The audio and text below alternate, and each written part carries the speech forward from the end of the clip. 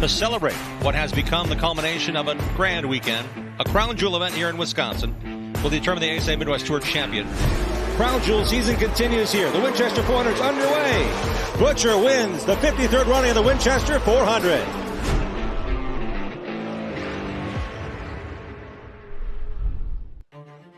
While Sunday might be the most prestigious day of Oktoberfest, Saturday might just be the most important.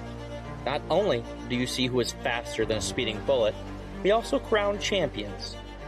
Champions who have worked all season to get to this point and claim their stake as the best in the Midwest. Big 8 and Mid-Am are set to crown their champions under the lights tonight. On the other hand, the Midwest Dash and the Midwest Trucks are in their penultimate round and still have a story to write, one that could get really dicey. This isn't just any Saturday night under the lights, this is the Saturday night. All the major series, all the best drivers, and all for it to play for. This is Championship Saturday at Oktoberfest.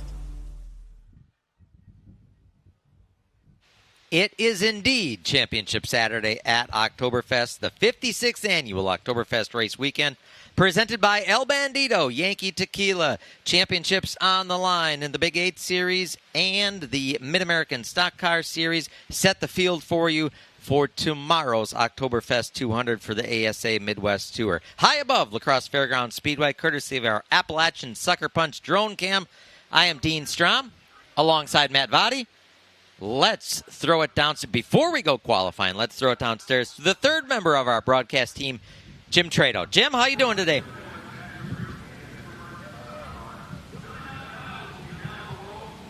What? Out of your program.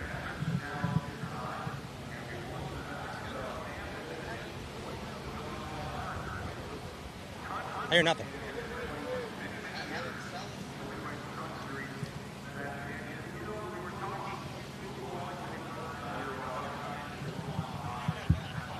I hear nothing in these headphones.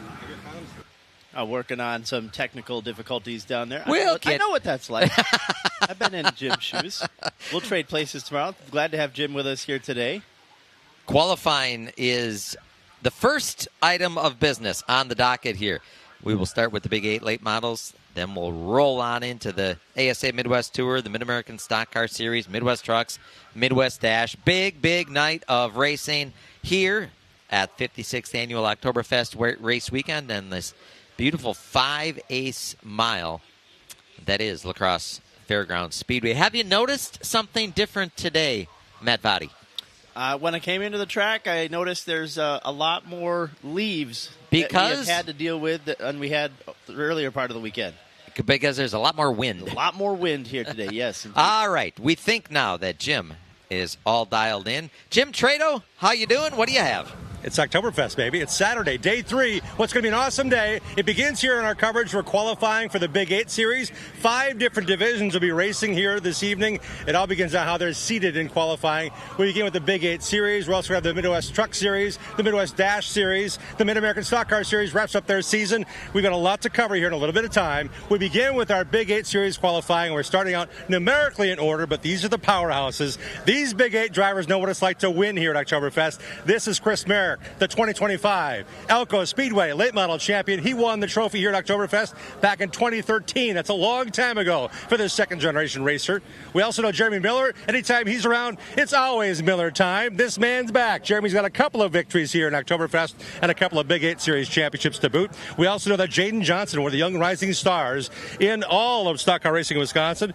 He won the Slinger Late Model title here in the black number 8, prepared by Casey Johnson, 2-time Big 8 Series champ. And Driver X is in the house. John Reynolds Jr. going after another trophy. And it's all about how it's going to play out for the points. This is the series finale for the Big 8 Series. The black number 11 is Randy Sargent. He has to start the feature tonight to win the championship. He certainly wants to qualify well. We have qualifying, heat races, and the big main events, including some preliminaries if we need them, for the Big 8 Series. Tons of cars, tons of action here today, guys. And we're going to start with a multi-time Big 8 Late Model Series champion, the Bilderbackers. This is Michael Bilderback of the Crazy Times Pub and Grub 2 machine. Michael Bilderback out of South Beloit, Illinois. 5-time Big 8 Series champion. Second in the points this past year at Grundy County Speedway. Of course, his home track, Rockford Speedway, closed down. He had some titles there as well. We've seen Mikey here on Track TV a couple of times. In fact, he set fast time in the ASA Midwest Tour opener, the Joe Shear Classic. He did. He set a new track record in his Super Late at Dells Raceway Park earlier this year. But this machine, his primary mount, and boy, they are stout in it anytime that they are together. Him and that Bagwell group. Mikey goes 20.535 on lap number 1, and he'll set a 20.400 as the time to beat the very first car out. You heard Jim talk about former Oktoberfest Big 8 winner Chris Merrick on the Speedway now, your 2025 Elko Speedway track champion. Chris Merrick, sponsored by Interim Healthcare Staffing, Walker Roofing, Black Spar and Grill, Merrick's Towing. Yeah, winner here in the Big 8 competition at Fest way back in 2013. That's when he was running a black number 3. Yeah. 20.612 on lap number 1 for Merrick. We saw him in action in 4 NASCAR late model features already this weekend. Bolton on the 8-inch tires. We'll see a handful of those guys that were competing with the Quick Trip late models in the Big 8 series here. Merrick will jump to the top with a 20.322. So he gets underneath Michael Bilderback. Yeah, nobody from qualifying for the Big 8 late models will advance. It sets up your qualifying heat, and then you advance to the feature through your qualifying heat, and you get your qualifying time back if you made it into the feature. Brandon Reichenberger rolls trackside in his number 3 machine. Brandon will be pulling double duty here today, running in the Big 8 Series as well as the Midwest Truck Series. 20.709 on lap number 1 for Brandon. Been running this car at Golden Sands in the Fox River Racing Club with the WIR on Thursday nights. He's a former quarter-mile late model track champion before he got into the Truck Series. And Reichenberger will pick it up a little bit with a 20.330. He'll go second quickest of the 3 cars that have taken time. Nothing like pulling out big guns right off the get-go here. Right off the bat. Jeremy Miller, the aforementioned Jeremy Miller from Roscoe, Illinois, the Car Corner Colony Brands. Number 5 machine, another 5-time Big 8 Series late model champion. He is the all-time winningest Big 8 late model driver, and rumors have it that this is the final start. Don't even start Jeremy with Miller. Don't even. We've heard this before from them. He's got more retirements than Brett Favre. 20.194 for Jeremy on lap number 1. He goes to the top of the board, and he get it underneath the 20-second mark. He does. First one down there, 19.946 for Miller. That's a big lap for Jeremy Miller. He paced all of the late models in practice this afternoon. Be interesting to see how close we can get to the track record. Track record here for the Big 8 Series is 19.676. A 6.76. It was set back in 2016 by Ty Majeski. On track right now, the number 5 machine of Noah Eisenhower. Noah Eisenhower from Freeport, Illinois. Noah's part of that Quickie Driver Development Program, the Dan 66 service, Lumberland Furniture, Hooker Harness, Loescher's Heating and Cooling number 5 machine. First lap for him is going to be a 22.138. We see him on the regular at Madison. He's a regular at Dells Raceway Park as well. And he's a regular in engineering class at Purdue University. Entering his junior year at Purdue. And lap number 2 is going to be a 21.689. You saw him take the really low line off of 4. Something not right with the 5 machine. He was just looking to post the lap. Well, here's a young man that he burst out of the Legends cars and up onto the big cars this year in a big way. Jaden Johnson, the rookie champion for the late models at Slinger Speedway, under the watchful eye of Casey Johnson. Jaden Johnson, 16 years of age. His first qualifying lap, he goes second on the board, 20.307. 20.307. Johnson & Sons Paving, number 8 machine.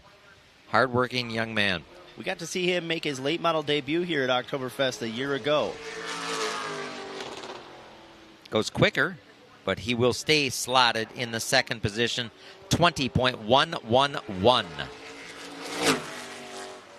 Well, this guy had a pretty solid outing in that Trickle 99 segment 3 last night. He sure did. This is the Neenah, Wisconsin driver Brazen Bennett.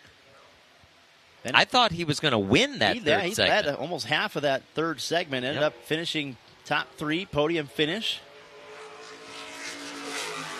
First lap for Brazen, going to be a 20.350. Put him 5th quickest thus far.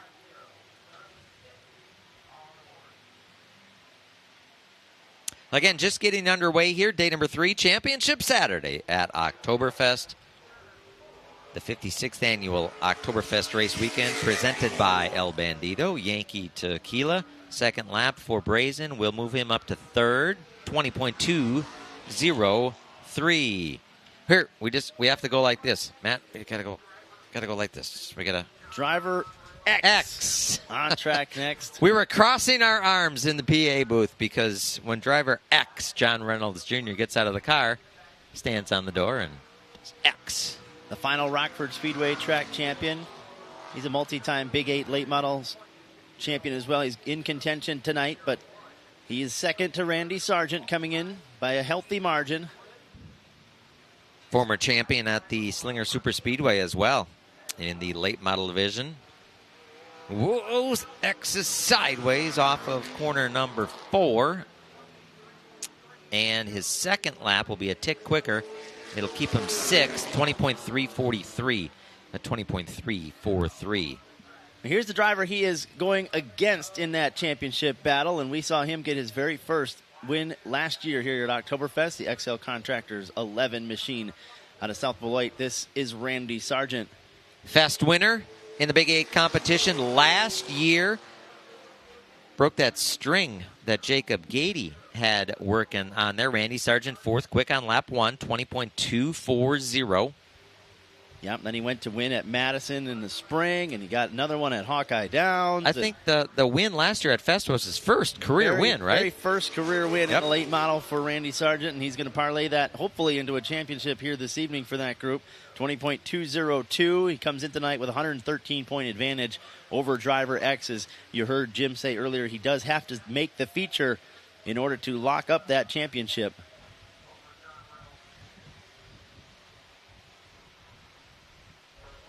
There are some points on the line for Big 8 during qualifying, and Sargent does have the better of Reynolds, but we'll see where they all land. Quite a few cars to go yet. This the 10th car to take time. This will be Josh Lundy out of Roscoe, Illinois. He spent most of his summer at the Grundy County Fairgrounds. He too is a graduate of the Rockford Speedway. 20.760 for Lundy on lap number 1.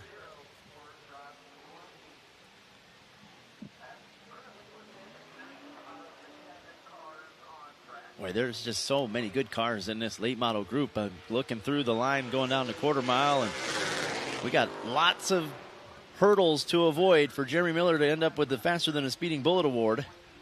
He laid down a good lap, though, at 9:46 is the top of the board by just shy of 0.2 of a second.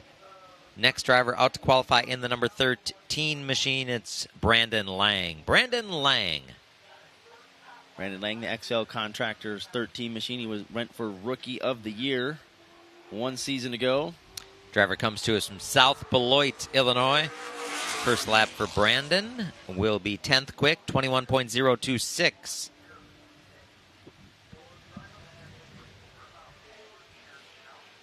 He too was at Grundy most of the year, kind of scaled back a little bit. Did some Big 8 racing. Saw him a couple times on the Track TV broadcast. Second lap coming up for Lang will be a little bit better with a 20.717. He will stay in the 10th spot. So we said nobody gets advanced out of qualifying, but it's important to still get a good qualifying lap, because once you race your way through the qualifier, you get your qualifying lap back, and that will determine your feature starting spot based on the invert. And you also told us earlier that we're going to have some guys in the field tonight that we've seen on Thursday and Friday in lacrosse late model action, and this is one of them. This is a guy that found victory lane in one of those lacrosse late model features. This is the 14 machine of Steve Bachman. He went 20.336 on lap number 1, 7th quick. Did finish 3rd in your NASCAR late model points here for the lacrosse late models. And he'll go 2nd quick with a 20.045. So still, Jeremy Miller, the only car down in the 19-second mark. But this guy, hold your breath, he might Jeremy. get down there. This is Zach Riddle. Zach Riddle from Brooklyn, Wisconsin, the Ziegler Crane Services. Number 14, a 6-time Madison International Speedway champion. And he's going to go 6th quick on lap 1 with a 20.309 for the Aaron Weber Group. Ziegler Crane Service 14Z. All black. I like it. He's had the white and the red and the white and the green. I like it when he's in the white and the black and the green. Second lap for Zach. Will be quicker, but it'll keep him in the 6th position, 20.236, a 236 for Zach Riddle. Coming up next, driver out of Minnesota. He comes to us on the Big 8 Series.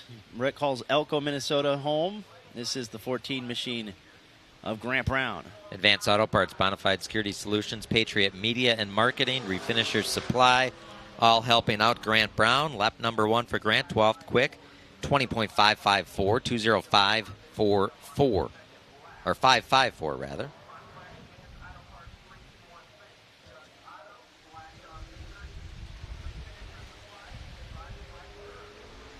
Second lap for Brown, 8th quickest, 20.328. So if you're watching the left side monitor, as far as any points are concerned, Reynolds, he's going to get the 2 if he continues to get bumped, because everybody's going to get 2 for Big 8. And right now, Sargent looking to score what would be enough to secure. We'll let Terry Gerke, the Big 8 whiz, keep us up to date on that. Carson Phillips on track right now, and a good first lap for Carson.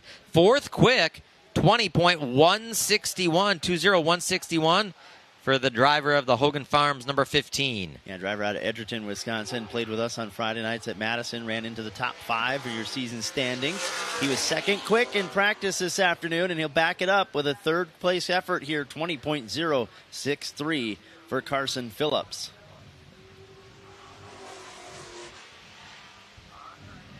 Up next, this is the 16 machine of Jimmy O'Meara III.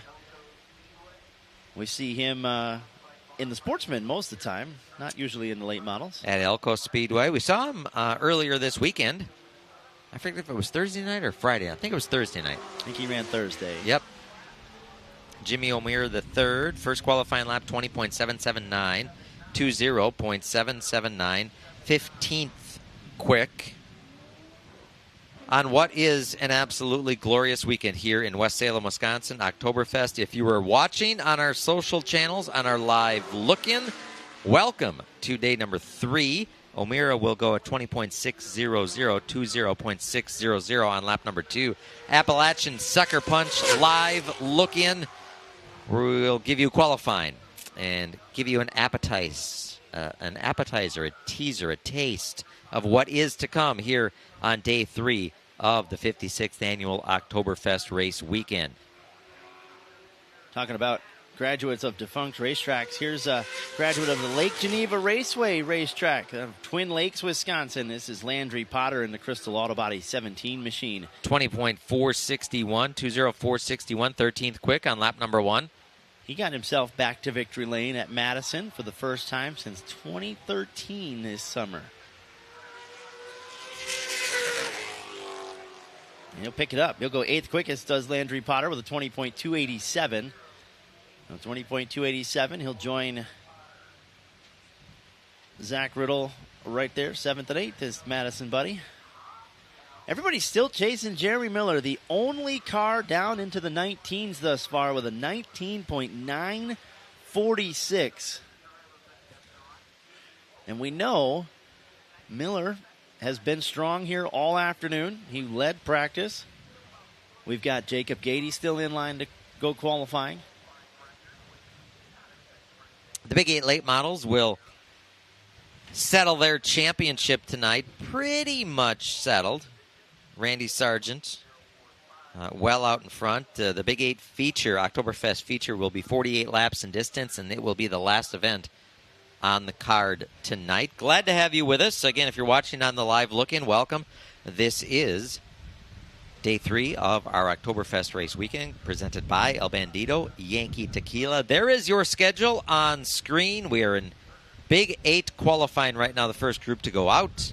Opening ceremonies at 4:55. We begin racing at 5 Central. Those are Central times. We are in the Central time zone. There is Jacob Gady, your national champion of the NASCAR Weekly Racing Series. Got his first lacrosse speedway. Oh, and there he comes running. There he comes running. I asked him earlier, I said, did you sleep at all this weekend? And he says, well, Fest only comes around once a year, so you got to try to make the most of it. Well, I know him and Skylar were sharing cold ones at the Flamingo last night. He said, we were sitting around the campfire and said, we'll have one more. And then a crew guy chimed in and he said, well, yeah, that turned into 3. Jacob Gady is just an excellent champion, representing this sport so well. We'll have a storyline for Jacob Gady when we go super late model qualifying in just a bit here. Yeah. But that right there is his Big 8 late model, and he has had some success here at Fest. He's been really good in the Big 8 series. We talked to him at the beginning of the weekend. He's won 4 races in any given weekend here. And I think he's up to a total now of 14 feature wins in the Oktoberfest race weekend. So he definitely knows how to pile them up in October. On track now, out of Rosemont, Minnesota, this is Michael Ostick.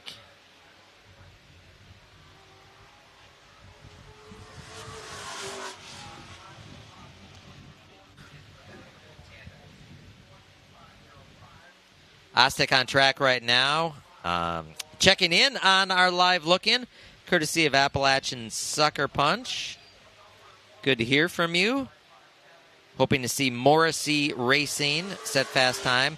Andrew Morrissey and that crew was the winner of the Trickle 99 last year. They are watching, those folks are watching from Hilbert. Spud Regath watching from Kimberly, Wisconsin. Aaron Furseth watching from Milton, Wisconsin, cheering for Casey Johnson. Casey's going to qualify in the next group. Bring you up to speed here on the Ostick machine. It is 10th quick. 10th quick at a 20.327. Let's see who else we got. Josh Thiering is watching. St. Charles, Illinois, cheering for Jeremy Miller in the Big 8. Your guy, he's on top of the board right now in qualifying with 19 cars, posting a lap. Greg Magnuson, also cheering for Jeremy Miller, doing so from Roscoe, Illinois. And Judy Demasey checking in from Gleason, Wisconsin. Who do you think she's cheering for from Gleason, Wisconsin? Gleason? Probably that 44 of Justin Mondyke. Probably that 44, yes, indeed. So again, if you're watching on our live look-in, we thank you, we welcome you. Let us know where you're watching from. Let us know who you're cheering for. Chime in. We would love to hear from you, and we'd love to share who you are cheering for. Right now, the driver on track, Ryan Varner. Varner in the 31 machine. He will be our 20th qualifier. We watched Varner over the last couple nights compete in the NASCAR Quick Trip Late Models for the lacrosse area late models, and he ran top 5 in that final feature last night. He is 18th quickest on lap number 1, 20.623. Ty Feitzer was on track to qualify while we were talking there, 20.348 for him. He currently sits 14th in that 19 machine. And Varner going to pick it up just a little bit. He'll go up to the 16th position with 20.436. Next driver out to qualify in the 42 machine. This is Ryan Camish Sr. Ryan Camish Sr. in the 42 machine.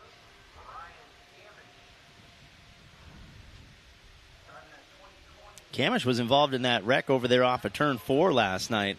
That's right, he was. Good to see this group got that thing buttoned back up and ready to go for tonight. He should be okay in this one, 20.428 for Camish. He's usually pretty strong in these Big 8 late model races at the Oktoberfest race weekend.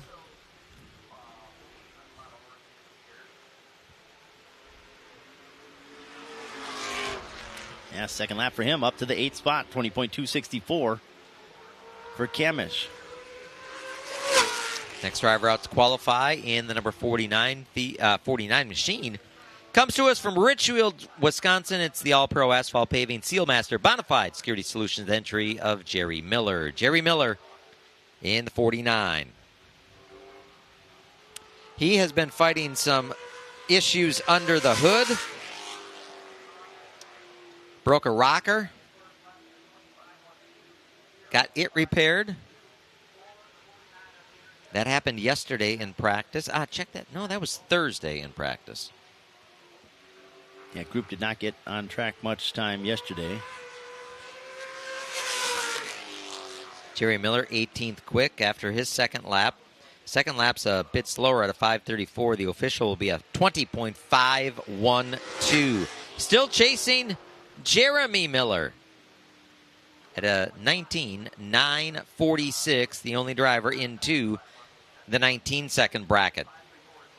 If you're watching our Appalachian Sucker Punch live look-in on Track TV or on the socials, be sure to share. It's a challenge. If you can get it up to 100 shares, we'll give you the odd and even dash races for the Midwest Tour coming up a little bit later on. We'll come back with another live look-in for those. So challenge, share. Get this thing up to 100, and then you guys can get to see those qualifying heats. As we get to go, Super Late Model qualifying coming up next. You see Cody King. He's starting to strap into that Coltman Farms 14 machine. We got to fold him up to get in that car. Yeah, he's a tall guy. He is a tall young man, 18 years of age, Clear Lake, Iowa. Cody King. Brady Bill got that brightly colored 70 machine on track right now. Coming down to see the white flag, record his first lap. And Brady Bill will be 14th quick on lap number 1 at 20.33720. 337. Brady Bill involved in the fight within a fight here this weekend. Big 8 in the All-Star Challenge Series combined for the late models. Brady second in that one. 20.227. Good effort for the bearded one, Brady Bill.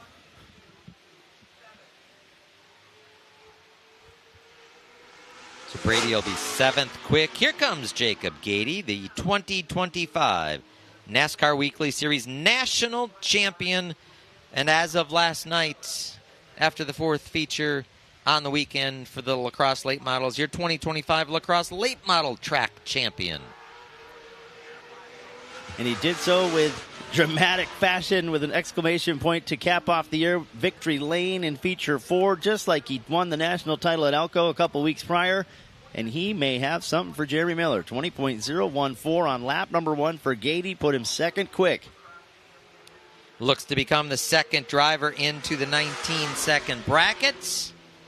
He will be. But not underneath Jeremy Miller. Nope. 19.971 for Gady. He'll stay 2nd. Here's the 715. Who's in that tonight? Chris Weinkoff. There we go.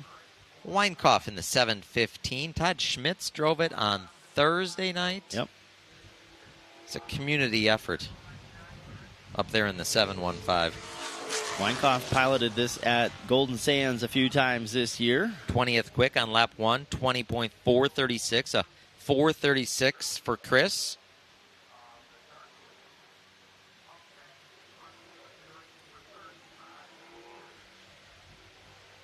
He's a former Oktoberfest winner in the Trickle 99. He'll go 13th quickest, does Weinkampf, with a 20.326. So we're at 27 late models that have timed in thus far. Just a couple more to go. This is Brent Runnels in the 88 machine.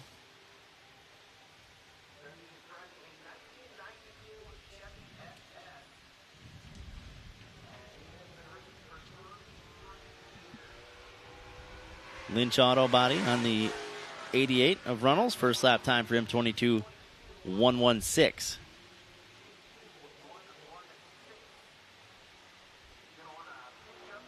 one more car after Runnels, and that'll be the 90 of Michael Gudurski. So we got one more shot at Jeremy Miller because Gudurski was pretty good in practice as well. Runnels will pick it up a little bit, 21,686. And your final car to qualify for the Big 8 Late Models here this evening out of Markesan, Wisconsin, is the 90 of Michael Gudurski. Chasing Jeremy Miller's 19,946. Jeremy's been on the top of the board for quite some time. First qualifying lap for Gudurski. He'll go 19th quickest, 20.349. He's going to need almost 4/10 as he got it in that 90 machine, powered by Wagner Automotive, The Roost, Grand Valley Campground, CTMN Investments, and Prucknow Farms. Not quite. He'll go 12th quickest for Gudurski with a 20.290. So the 5 is alive on the grounds of La Crosse Fairgrounds. It's Miller time. It's Miller time. So Jeremy Miller going to get a Faster Than a Speeding Bullet award to add to his collection of those. He's got a few of them from the Rockford Speedway days. Congratulations to Jeremy Miller. ASA Midwest Tour qualifying will be next. We talked to, well, let's follow up on that thought. Right now, we're going to send it back down to Jim Trado, who has caught up with the driver, a 16-year-old who burst onto the scene last year here at Fest. Yeah, what a difference a year makes, right, guys? Ty Fredrickson here racing now, Midwest Tour, ASA Stars National Tour, and racing here at Oktoberfest. How'd the week go so far for you, young man, as we're about to qualify the Supers? It's gone pretty rough. Was decent last night in the Trickle 99, but just got too much damage in the car, pushing the limits a little too far. So we got the car out that we dominated last year with, and hopefully we can do good. We've had a little bit of motor troubles in practice today, but we'll see here in qualifying. Given plenty of opportunity for track time, what have you compiled in your notes to say this is what I wanted to feel? I don't want that anymore, and what I felt in practice over the course of these days? Yeah, we've thrown a few kitchen sinks at it this week, and we got it pretty good at the end of practice there, but hopefully these motor troubles hold off here and we can lay down a good lap. Wish you well. Thank you. Ty Fredrickson, his dad Dan has a couple of trophies as the Oktoberfest champion in the house, so that's something to stare at and have something to add to for this young driver. That is Ty Fredrickson with Jim Trado, our 5-star race car bodies pit reporter here this afternoon.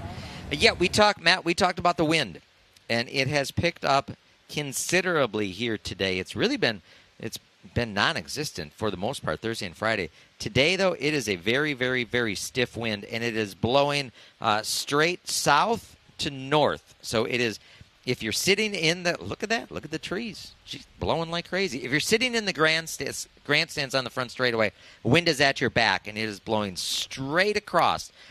So I asked a driver, I'm not going to tell you who he is because I don't want to reveal my sources, but let's just say he's fast. And I said, is the wind going to affect you at all? And he said, it didn't affect us until we taped up for qualifying. And then, yes, it affects us a little bit coming off of turn 2. That wind is going to hit the side of the car and just really kind of push the nose exiting turn number 2. It's a pretty stiff breeze. But other than that, he said, didn't really notice the wind. Just something to keep an eye on coming off of turn 2, and those cars are just going to get slapped with about a 25, 30 mile an hour wind. Yeah, it's pretty steady out there, and they haven't really had to deal with that all weekend long. It's been pretty calm up here. So this will be just an added element to throw in here. There's the co-host from last night, Brock Heinrich, getting in the car. Yeah. Attempting to make his Oktoberfest 200 qualifying effort. Brock Heinrich, great to have him up in the booth here last night. If you didn't catch it, you can go back on Track TV. All of our broadcasts since 2021, all of our broadcasts are archived there at tracktv.com as we look high above the quarter mile. This is where the Super Late Models are staged. This view brought to us by the Appalachian Sucker Punch drone. Strategy at play already, Dean. What's that? Well, drone coverage here, powered by our friends at Appalachian Sucker Punch, scanned over the front half of the field. I saw one 15 car in line for Gabe Summers, and I see two 5 cars in line for Casey Johnson. The second 5 car, as they are there at the back of the line, the second black 5 car will be piloted by Jeremy Miller. And that is a safety valve for the 5 of Casey Johnson. Have to have a car qualified in order to compete for the weekend. Casey is that black 5 says PMF Landscape Supply. Look at this. Boy. A wild card added to the fray. That's Gabe Summers' backup machine. Who do we have in there, I wonder? We'll have to find out. Let's send Jim Trado down on that mission. Could it be Travis Sauter, his crew chief? That would be interesting. Yeah. I like how they waited till the very end to pull it out, too. I'm going to go park it right next to the other 15. The mind games have begun. And so has qualifying here this afternoon for the ASA Midwest Tour. First driver out to qualify in the 14 machine comes to us from Clear Lake, Iowa. This is Cody King. Cody King in the 14. Cornelia Fireworks, Coltman Farms, 14 machine. Under the eye of Joe Wood, running top 5 in the 2025 ASA Midwest Tour standings. Looks to be our rookie of the year. 19,296 for Cody King on lap number 1. He missed a little bit of speed last night, but felt like they were closer than it looked on the watch.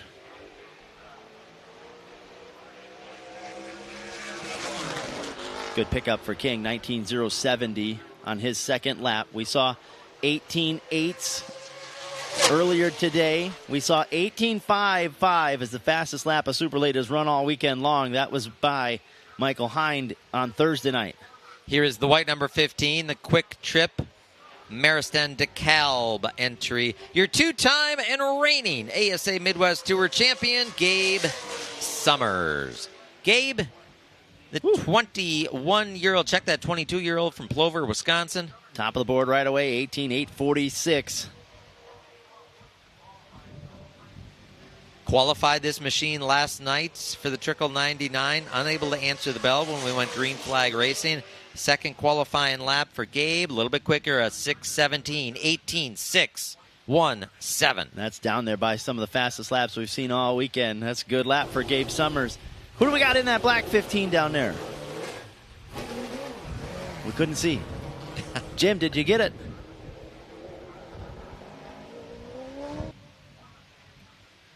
So again, Gabe Summers and Casey Johnson, the two that we pointed out, they're in the championship hunt. Just 4 points separate them. Jim, what do you have? I have a young man named Dylan Hammond driving that car down literally without the helmet on to this point. He's rolling now on the other 15. Dylan Hammond, former full-timer.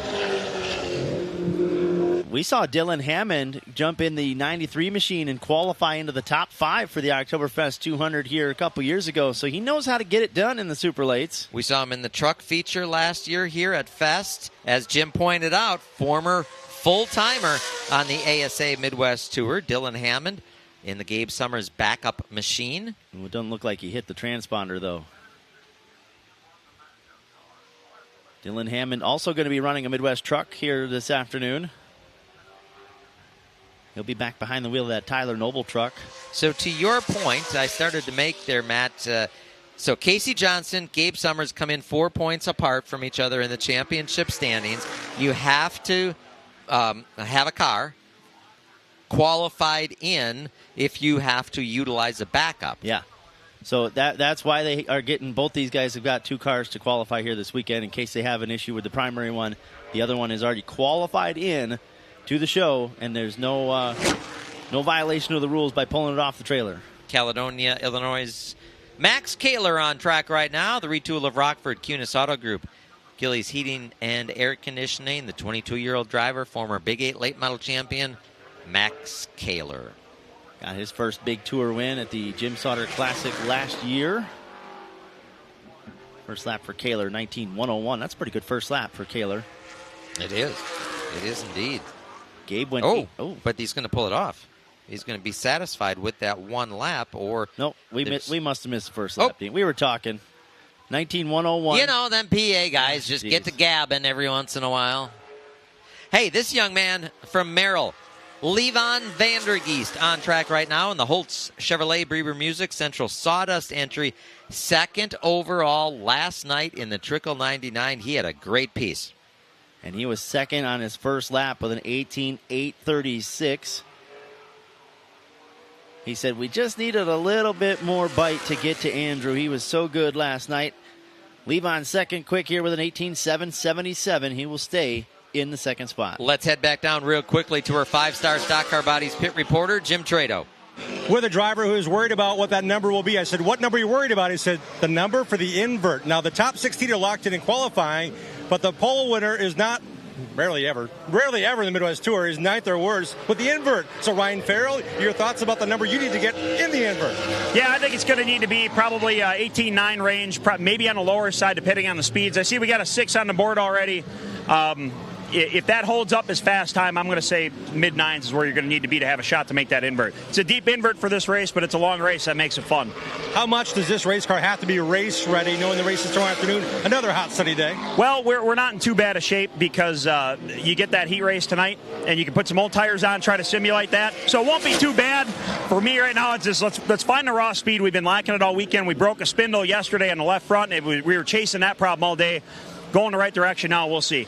Thank you. That's the thoughts of Ryan Farrell in quest of his 7th start in the Oktoberfest 200. Jeff Storm went third quickest on his qualifying effort with an 18.851 just a few minutes ago. In a backup car. In a backup car. They struggled with engine issues yesterday. Yeah, they spun an oil pump belt off of that, hurt the motor, had to pull out the backup car. But Stormy got to be pleased with that. Third on the board. Joe Valento on track right now. The Friends of Jacqueline, number 30. Crustbusters, Weezer Concrete, all helping out the Scandia, Minnesota driver, winner of the big Stubby last night. Stubby last night, a little confidence. They said that they were loading some different suspension things on it last night to try some things out. I said, did you get a banner? He said, yeah, we got a banner. And a big smile came over his face because banners are cool, aren't they? He gets to hang in the shop. Yep. It says you're an Oktoberfest winner forever. Here's a guy who was quick time for Oktoberfest. Was it last year or the year before? Out of Bangor, Wisconsin. This is Matthew Henderson. Yeah, that was 2022. 2023 years ago. I know, right? time is flying, isn't it? The Ultra Financial Group 33 machine. And you see Ty Majeski back on the grounds and strapping into his 91 machine. Henderson will go 19.056, fourth fastest of the 8 that have taken time. Dylan Hammond's time did not hit. He didn't have a transponder on that 15. Well, maybe they were not prepared to have that second car qualify. We heard from this driver just a couple of minutes ago, 16 years of age. Webster, Minnesota, the hometown. Herman's Landscape Supply, Nordtech Equipment, MFR, Toyota of Ty Fredrickson. Ty Fredrickson, last year, man, he burst onto the scene here at Fest, wins the Trickle 99. He had such a big weekend. Won the Futures race. He ran top 3. Was in contention to win an Oktoberfest 200 late and had trouble. Did Ty Fredrickson. He'll go third quickest with an 18.839. Backup car, though. We'll have to watch that story as it rolls on. Last night in the Trickle, in the second segment, he got up against the front stretch wall, walloped it pretty good, moved the whole rear end housing over. That car was damaged too much to have it answer the call for today, so they go to a backup car. And here is the driver who was the big winner last night in the Trickle 99. Big winner and your quick qualifier yesterday, 18.994 on lap number 1 for the DeForest driver, Andrew Morrissey. MJB Construction, McCardle's Car Care, Nelson Brothers Power Center. There is Morrissey, the 2011 ASA Midwest Tour champion. Let's see what Morrissey has. He will be third quick. Third quick at an 8:30, 18.830. That group has had good speed all weekend long, though. Two-time Fest winner. When he won that most recent time a couple of years ago, I mean, you talk about taking somebody to the woodshed. Yeah. Probably one of the most underrated guys in the garage area. He does so much with so little. Andrew Morrissey is very talented. It's the El Bandido Yankee Tequila, River Cities Engineering 44 of Justin Mondyke. Mondyke in the 44. Now, this is not the car that he competed with on Thursday night and Friday night. Yeah, they were not happy with that piece, and he's struggling a little bit here. 19.233 on lap number 1 is Mondyke.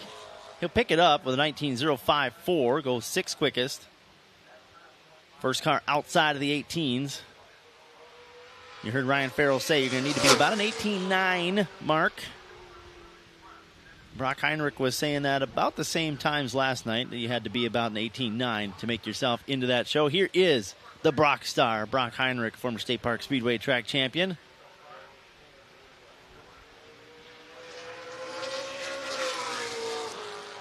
Ooh, good first lap, 19.050 for Heinrich.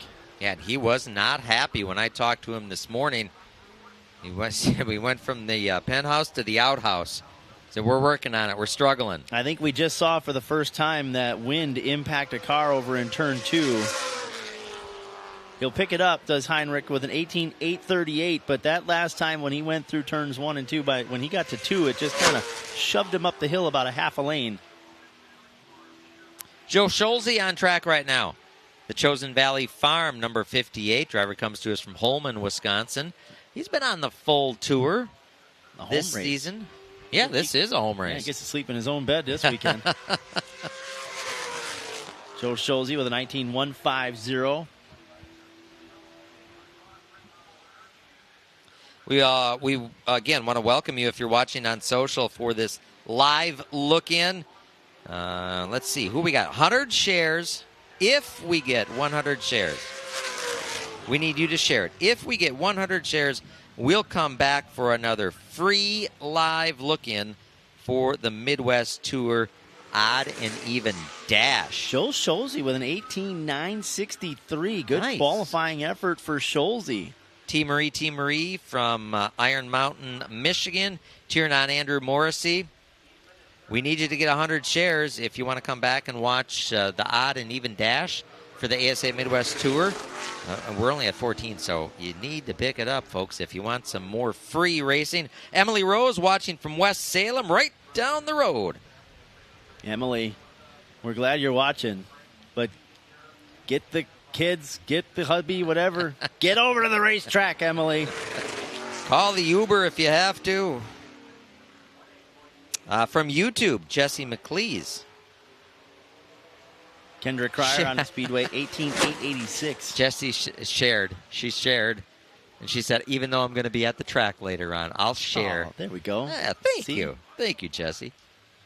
Michael Hind, Hernando, Florida driver.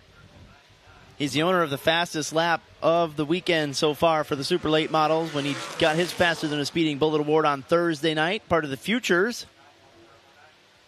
And he's got a pretty good first lap, 19.019 for the Hernando, Florida driver. Incredible Bank. Mike Scott Plumbing, number 69.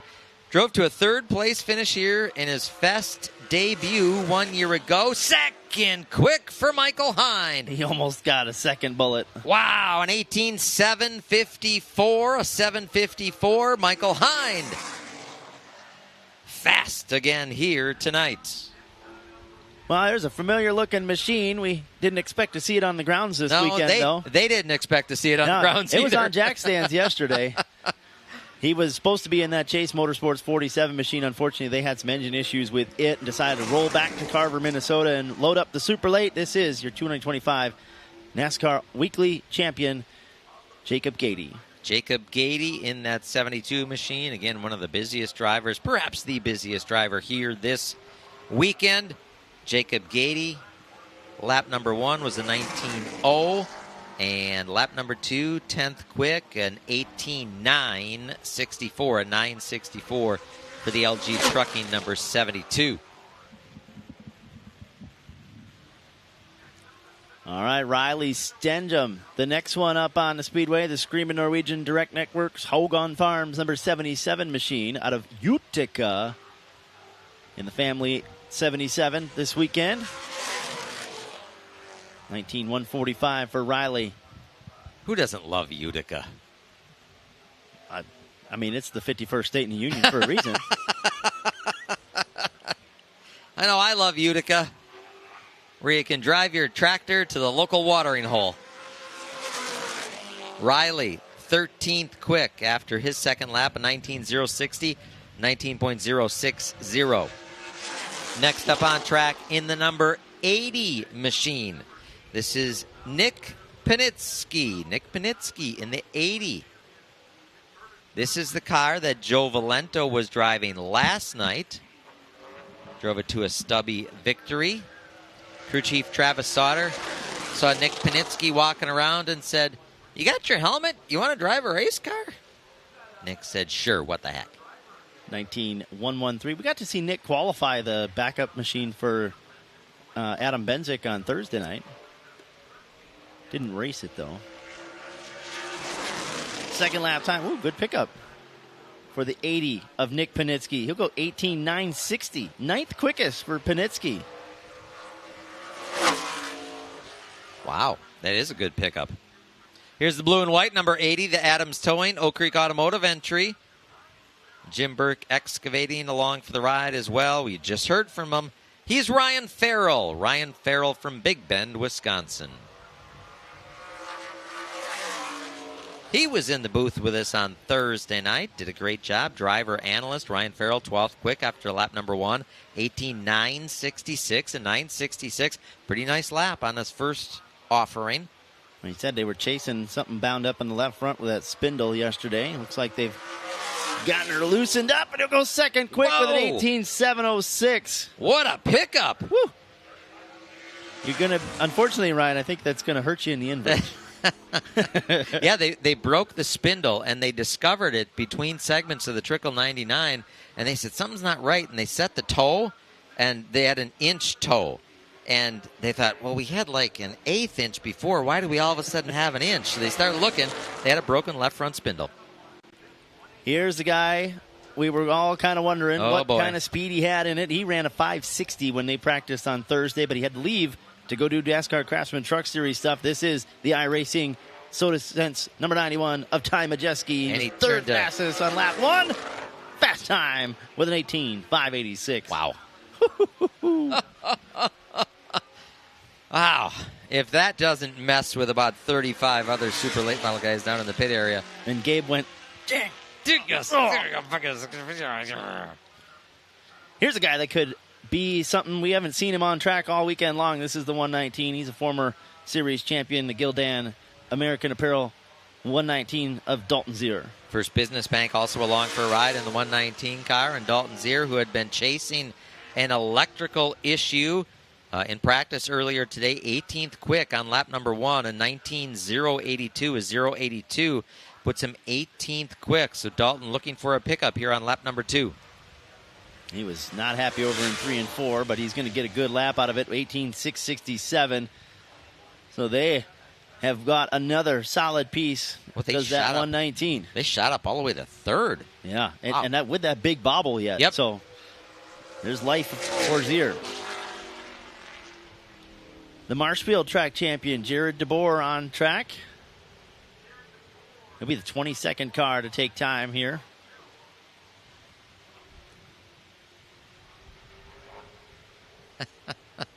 Mike Dorr is watching in lacrosse, taking fat dads before heading to the track. All right. Okay. All right. Well, thank you, Mike. And we look forward to seeing you here. I also recommend Uber for you, Mike, if you're doing fat dabs before heading to the track. Jared DeBoer went 19.243. He'll go with a 18.965 on the second lap. So now we've got 15 cars inside the 18-second marks. And we've got just a handful left. This young man was pretty sporty. This is the 5 machine out of DeForest, the T-Sport 5 of Penn Sauter. The 15-year-old Penn Sauter, lap number 1, 11th quick.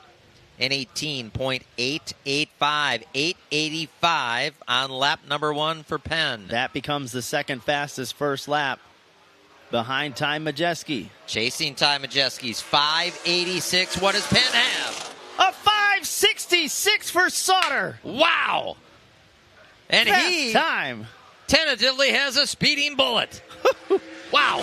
But there's some dogs yet to go, and this guy is one of them. He picked up a feature win on Thursday night. This, the 5J out of Edgerton of Casey Johnson. Casey Johnson, former Oktoberfest champion, 3-time ASA Midwest Tour champion, 9th quick on lap number 1 and 8:35. That now the second fastest first lap, and we saw what Penn Sauter just did. He said the primary car was pretty good. It took him to victory lane, but this car is the one that won at Hawkeye, and he said it's a little bit better. 4th quickest, 18.635, right behind Gabe Summers. Oh, jeez. The heavyweights. We knew it was going to be a heavyweight battle from the moment they laid on the property. And sure enough, Gabe Summers and Casey Johnson, your 2 championship combatants, 3rd and 4th. There's a look at the remaining cars yet to qualify here for the ASA Midwest Tour. That second 5 machine, Encompass Construction, PMF Landscape Supply, Hogan Farms entry. That'll be driven by Jeremy Miller, and there's Penn Sauter. Gets a pat on the back. Yeah, it was a blazing lap for Sauter. Wow. There's Dad Johnny. Let's see if Johnny gives him a pat on the back. Whoa! There we go. Got an attaboy from You Dad. bet. Nice. All right, so the 5 alive, Jeremy Miller set quick time in the Big 8 late models. This car just expected to be up there. I don't know if he can contend with Penn Sauter. Now, this is the car that Casey drove to victory in the Knights race on Thursday night and drove to a solid finish in the Trickle 99 last night. Yep. So it's not like this car is a slouch. It's not a slouch, but it's a safety measure. We're just making sure the thing gets qualified. Got to get the thing qualified into the show so that if Casey Johnson needs this car, he has it available to him.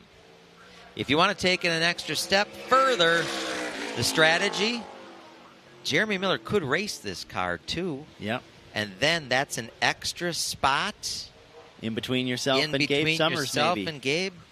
Jeremy's a pretty good wheel. We've seen that played out before as well. Again, Casey Johnson and Gabe Summers come in just 4 points separated in the championship chase. Second lap, Jeremy Miller, 19.938 and 9:38 for Jeremy. Yeah, he was barely on the loud pedal there, just making sure, like we said, it's in the show. That 15 of Dylan Hammond has got to come back around and record a lap too, because when he was out there, the transponder didn't hit. So far, that second 15 is not qualified in. First lap for the PMI, Progress Manufacturing, number 7, driven by Mitch Haver.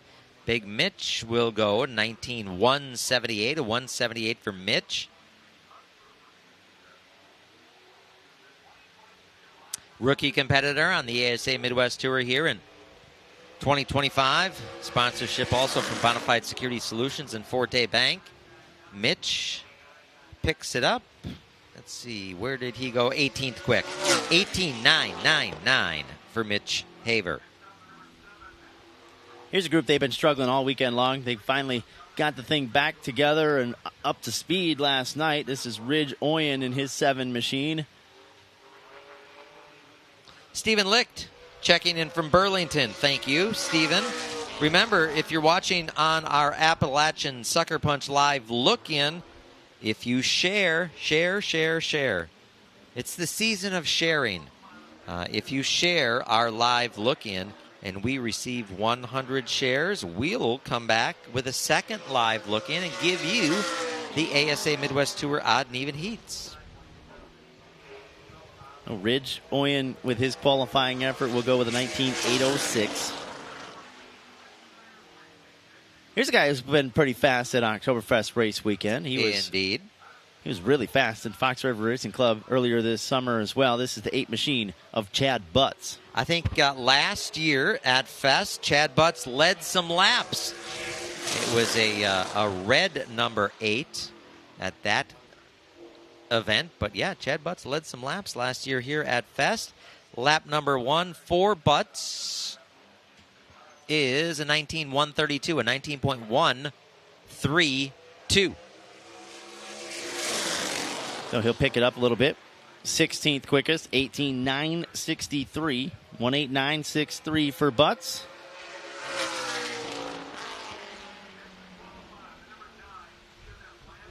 Oh, and look at this. His brother-in-law is up next. Chad Butts' brother-in-law, Brazen Bennett, the next driver to qualify. Dylan Hammond will be recorded a lap, we understand. We get a word from race control at a 19.748 to 7:48. So Dylan Hammond did record a lap in that second Gabe Summers machine. Yep, so that takes that off the table. Brazen Bennett, his first lap goes 20th quickest, 19.044. Good first lap. See if he can get down into that 18.8 range. He will. 18.855 for Brazen, 13th quickest.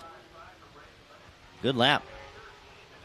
You know, we said Ryan Farrell went second quickest that he might have hurt himself in that invert, but he kind of he's now down to 6, so he's right back in play, and there's a couple cars yet to go that could get in there. This is one of them, the 9 machine of Derek Kraus, driver out of Stratford, Wisconsin, the Shockwave Marine, number 9. Kafka Conveyors also helping out on that number 9 here this weekend. Derek Kraus, his first qualifying lap. 19.145. Boy, they just have been off the mark just a little bit this weekend. He wanted to run the 00 race. Yep. Dad wouldn't let him. He had to get top 3 there. Thursday night. Kraus goes to an 18.973 on lap number 2, so a good pickup for him. He's going to be 20th quickest thus far of the cars that have taken time. Sleepy Hollow Campground, number 11 machine, also sponsored by All Weather Armor, Armor Guard, floors for less. Rookie competitor Bryce Miller. Bryce Miller, the 26-year-old driver from Columbus, Wisconsin. Bryce, a 19.230, 19.230. They have been chasing, the last night and today in practice, have been chasing an oil leak. And just cannot quite figure out. They're not 100% sure where it's coming from. Bryce Miller improves on lap number 2 up to 21st. 18.978, 18.978. How about that? 22 cars underneath the 19-second mark here this afternoon. That's pretty impressive for the ASA Midwest Tour group. Very impressive. And one of those guys, we were pretty excited about it. That youngster out of DeForest, Penn Sauter, he's going to go home with a faster than a speeding bullet award, and our Jim Trado has caught up with him. Yeah, he's got a big bullet on the way, but more importantly, the big smile has not left him, I don't think, since Thursday. When you thought you had speed, you backed it up with your qualifying run. That's a smile for a reason. How confident are you that this speed's been there since Thursday? Oh, yeah, it's great. You know, we fired off Thursday, and I was rolling top good in the futures and just screwed up.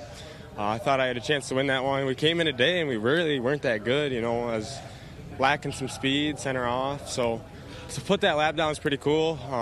I did not expect that, but just handled how I wanted to. I got to thank my dad and all the guys. They worked their butts off this entire week. It wouldn't be possible without them, that's for sure. With your contribution just being your 10th Midwest Tour start, what was your contribution to get the car where you wanted it? What did you work on the most, or some of the things you really dialed in on? Well, Thursday we qualified and we were way too free, and then yesterday we qualified a little tight. I said, Dad, you know, I think you're going to want to qualify free. It's just how it's going to be here. I know you're not going to want to race free. But obviously, you know, I don't have much experience here in the Super at all, so to get that was pretty cool, actually. Uncle Jim Jr. is here. Your dad's here. I'm guessing there's a few more family members showing up. What would it mean to be the third Sauter to win the Oktoberfest 200 on Sunday? Oh, it would mean a lot. You know, we got to get there first, though. 200 laps can be a long time here, just tire wears, everything. And you got to thank Duke and Rhonda Thorson and my dad and everybody that helped me get here. It wouldn't be possible without them. Fast qualifier. Penn Sauter will lead us in qualifying to the speeding bullet. We'll see what the invert is, but Penn Sauter, all smiles here after setting fast time in the Super Lates. Penn Sauter will get that faster than a speeding bullet. And yeah, his dad, Johnny, was the 2017 Oktoberfest champion. And Travis Sauter, 4-time Oktoberfest champion. So Penn just further cements the Sauter name and legacy into this facility here at Oktoberfest. And just continues that solder tradition in Wisconsin racing. Penn, a very talented young man. He lit up the scene in the bandos, and we were kind of excited to see him get in a late model here a couple years ago. And then when he won at the Dells, that was like, yep, okay, that's validation. Everybody knows it's coming. But only one season in the late model. Yep, and then jump right to the supers. Yep. And that's just the way it is in this world right now. If you want to move up the ranks, you got to kind of showcase that you can handle these cars. You look at someone like a Keelan Harvick that's, he's younger than Penn, and he's running pro late models. So it's just the name of the game at this stage. Thank you for joining us here at Oktoberfest Race Weekend, presented by El Bandido Yankee Tequila. What an exciting qualifying session there for the ASA Midwest Tour. The next 3 divisions to qualify will go group qualifying. Mid-American Stock Car Series is up next. Just spending a couple of minutes here getting what we call a crossover. There is an outer pit area and the inner infield pit area. And in turn 4, we have people and equipment and whatnot crossing over back and forth. So every opportunity we get a chance to do that, we do a crossover and let everybody get back to their pit or get back to their hauler and get some equipment. The haulers in the infield are all small. They're short, so the race fans can see over them. There's no stacker trailers. If you have a stacker trailer, big, tall semi, whatnot, it's parked on the outside, and you got to bring all your stuff down in to the inside. I mentioned that the ASA Midwest Tour was the second group to qualify. The Big 8 Late Models were the first to qualify, and there was another guy who's going to get a faster than a speeding bullet that has caught up with our Jim Trado. Yeah, Jeremy Miller knows what it feels like to win here at Oktoberfest. You continue your retirement tour in great succession. Yeah. Successful. Fast time again here today, Jeremy. What's it like coming here knowing you got a fast car and racing again with all your friends? Yeah, it was fun. It was fun. We had we came up here and tested a couple weeks ago, and the car was pretty good. And then we showed up here Friday, and there's a couple open test sessions, and we got the car better. And then actually the last session today, we got it better yet. So it was just it's been fast all weekend. It's been a lot of fun. No doubt that Casey had confidence in you to get that other 5 in the Super Late show in. What's that feel like when you get tapped like that? Like, what, you want me to do what again? Yeah, we had to get that car qualified because there's 3 or 4 points separating them guys, so he needs a backup car. And yeah, he asked me if I go qualified. I'm like, yeah, I'll do that. That'd be a lot of fun. So it's he's a good buddy of mine. He helps me a bunch on this thing too. So I don't race as much anymore, so I get behind on technology, and he keeps me filled in. So it's nice. Fill in the folks watching right now, Jeremy. This is Saturday afternoon. You've got heat races yet. You've got to race your way into a starting spot for the Big 8 race. You're also going to get a good spot for the Oktoberfest 200 if all plays, depending if you race or not. What are the steps you need to take as a driver for the fans to keep an eye on saying, wait, I know Jeremy's busy, but what's it like between now and the heat races and the big race tonight for the Big 8s? It's crazy. Like right now, I'm not even locked into the feature for the Big 8 car. Like, at fast time, but we have to finish in the top 9 of our heat race to get into the feature, and then they throw an invert on top of that. So if we do get in, we'll probably start 8th, 9th row and have to work our way up through there. So it's going to be a lot of work tonight. I have faith in you. Good luck. Appreciate it. Thanks. The thoughts of Jeremy Miller, fast qualifier for the Mid-Americans. Mid-Americans are on the track now. I don't know if Jeremy's ever run that division, but he's here a lot, and he wins a lot, so I thought I'd get his insights on what's ahead tonight. Thanks. He did run a Mid-American Stock Car Series, Jim. He started in the Mid-American Stock Car Series at the Rockford Speedway. Well, after he got out of the 4-cylinders, he was in a, what do they call those down there? The Internationals? They call them something else. The American Short Trackers at Rockford. That's where he started. And then he jumped into the sportsman cars in the Mid-Am ranks. Great to have Jim Trado with us here as our 5-star Race Car Bodies pit reporter today. Jim will be up in the booth with me tomorrow. Matt, you get to go down chasing stories tomorrow for the big ASA Oktoberfest 200. Always fun time down there on pit road for that one. There's a lot of strategy in play for the Oktoberfest 200. I've been kind of picking guys' brains all weekend long about what to do and how they're going to attack this race. And some guys are, well, I'm just going to come in and get gas and tires whenever the opportunity is, and let's go. And then there's some other guys that they've got a lot more in-depth to it. If we get that controlled caution, if we don't get the controlled caution, if there's a long run and it plays into it. Some guys are even told me they might come in early. But you know what? There's always something that happens that takes those plans that they've been working on all weekend and throws them right out the window. Yep, shred them up. I was talking to a driver earlier this weekend, and we were hearkening back to Kaukauna, the Gander Auto Group 250. And they had their pit strategy all laid out, and they could hang with Ty Majeski. And they felt Ty Majeski was really good and had a good chance to win the race. And they said, if we can hang with Ty now, and I'm really not even pushing it that hard, why would I go alternate pit strategy? Why don't just do what he does? Right. So that's what they did. So they took their plans and just threw them right out the window. So, yeah, it's one of those great things to talk about in the trailer, around the campfire, and to strategize. You can go back and watch some old film on Track TV. But when it comes right down to it and you have to make a call and a decision to make that hard left-hand turn, anything can change. Anything can change, especially when you're running well and you think, I don't want to give up that track position. Again, thank you for watching. If you're on our social channels, Appalachian Sucker Punch live look-in. Later on in the qualifying session, we will shut the live look-in off. And we will ask you to go to tracktv.com, tracktv.com. But in the meantime, share, baby, share.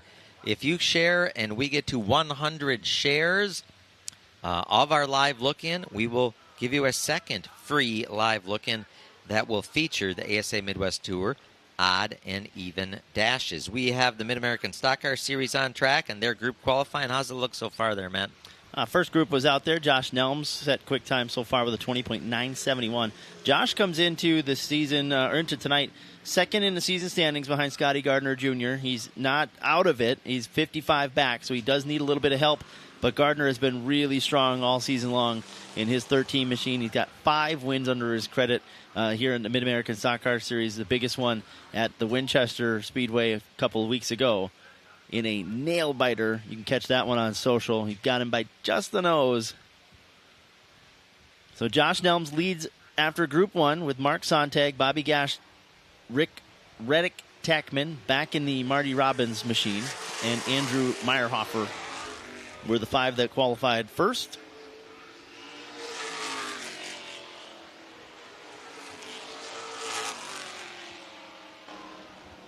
I see Tim Stewart out there. There's the 3 machine of Kyle Brick. He's currently leading the rookie battle. He is 4th in your season standings for the Mid-American Stock Cars.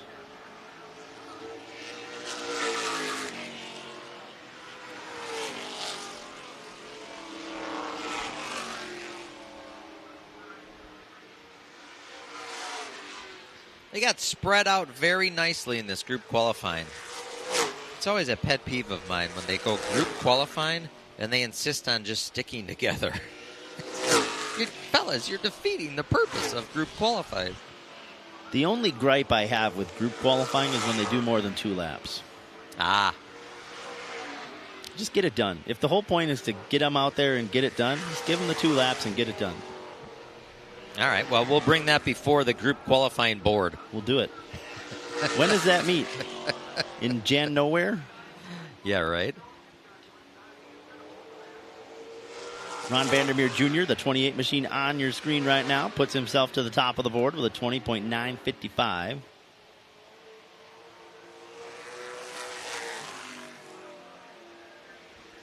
Again, high above the La Crosse Fairground Speedway in West Salem, Wisconsin, just a stone's throw east of the Mississippi River. Of course, Mississippi River separates Minnesota and Wisconsin.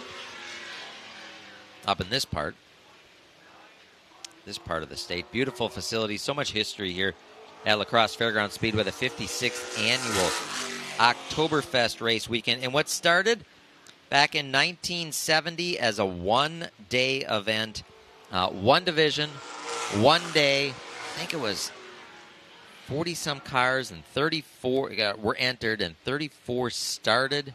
Tom Refner scored the first victory of that Oktoberfest race weekend. We have a 5-ace mile track here that you saw. That's the action today and tomorrow will all be on the 5-ace. And then you see the smaller track there where the cars are staged.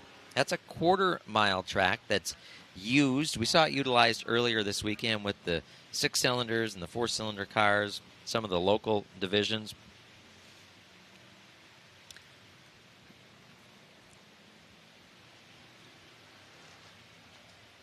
You know, when you talked about the very first race winner, Tom Reffner. We paid homage to him Thursday night, the Blue Night, and the 88-lap late model segments we did. They have a memorabilia show Saturday morning that takes place here at Oktoberfest race weekend. I went in there and checked it out. They had old photos from that very first event. Ooh. And that was really cool to look at and see the crowd that was here and the changes that have taken place to the La Crosse Fairgrounds Speedway over the years. The 50-50 here every Oktoberfest race weekend goes towards, well, obviously half of it towards the winning ticket number. The other half goes towards facility improvements. They repaved the place with it. They put grandstands up. They put VIP suites up here. So a lot of improvements over there. That was really cool to see those old photos from that first race. Yeah, the first paving of La Crosse Fairgrounds Speedway was 1970. Before that, it was dirt. It was repaved in 1994, and we've been racing on that surface ever since. Speaking of 1994, when Maddie was your first Oktoberfest? Well, I was 14 when I came up here, so it'd have been 98. 1998. Let me try to think. Let me give you a hint. That was the first year that Oktoberfest race weekend was run under the NASCAR REMAX Challenge Series banner. So officially, the Oktoberfest champion then would have been Steve Holshausen with the Wisconsin Late Models. Is that the year that was him? I don't know about that. I'm just looking at the past champions here of Oktoberfest, and it says in the fan guide that Eddie Hoffman. Okay.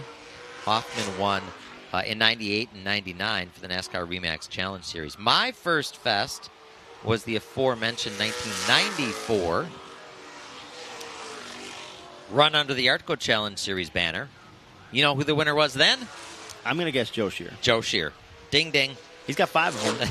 He's the only one with 5 of them. And that 94 started a string of 3 years in a row where Joe Shear was our Oktoberfest champion.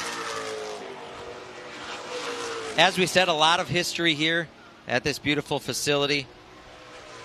What has started out as a one-day, one-class, end-of-the-season special event has grown to 16 divisions, 4 days, just packed grandstands and packed camper village, and so much fun. This guy on your screen right now was your quick qualifier last night in the area sportsman. As Cameron Priesler, his qualifying effort right now has got him in the 4th position. Everybody's chasing Ron Vandermeer Jr. at the moment.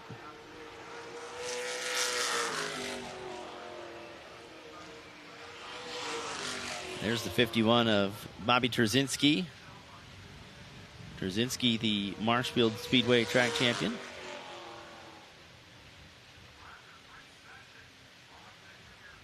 So this grouping coming to an end, and it's still Ron Vandermeer Jr. on top with Josh Nelms, Mark Sontag Jr., Cameron Priesler, and Rick Tackman.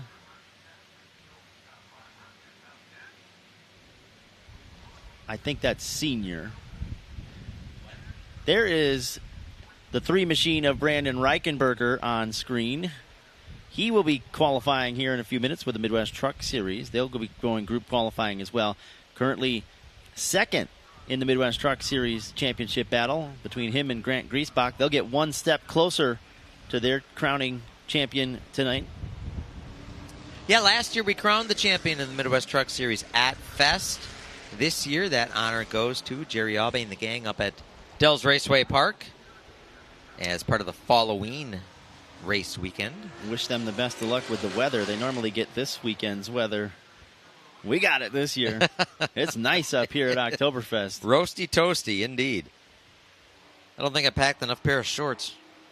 The last group for the, second to last group for the Mid-Ams.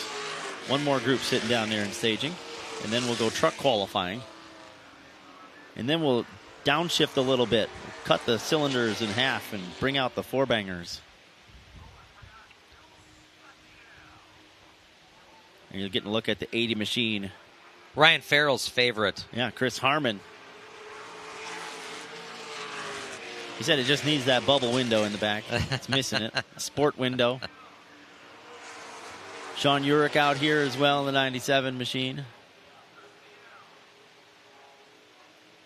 Dan Calhoun in the 4 car comes out third in your season standings so far. He's about 80-some back from Josh Nelm, so he's pretty well locked in there in that 3rd spot. There's Dan Calhoun.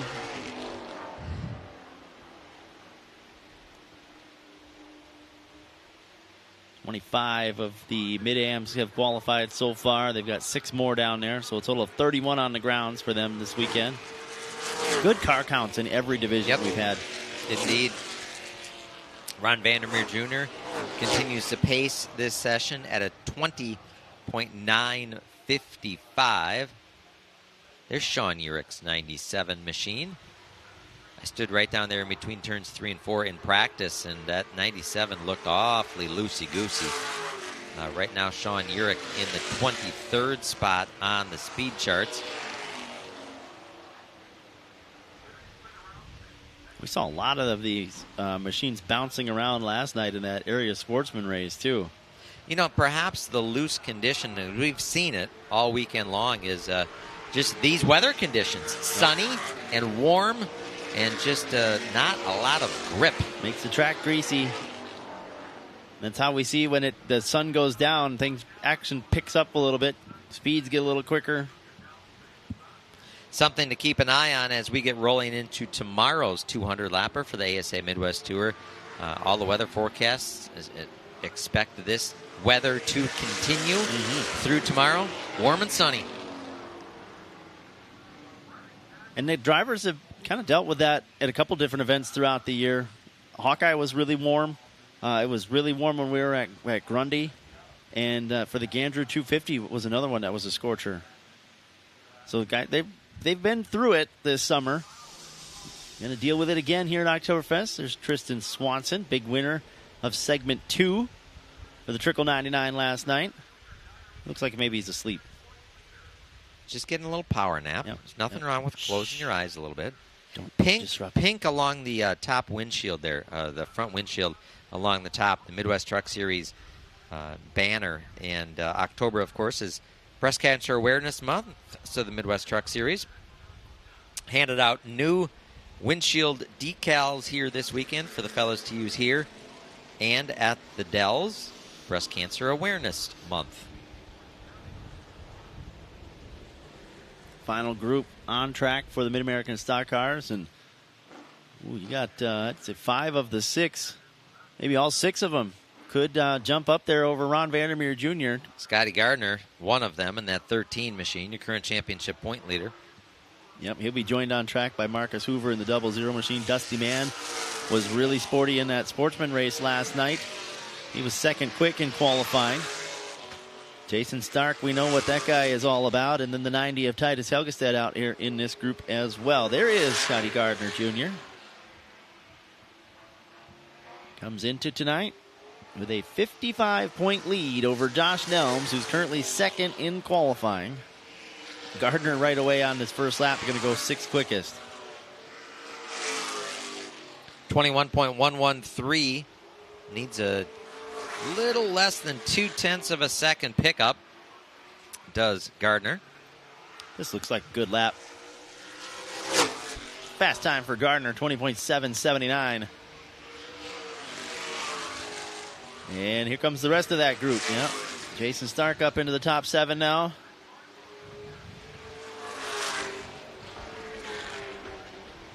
There is Jason Stark.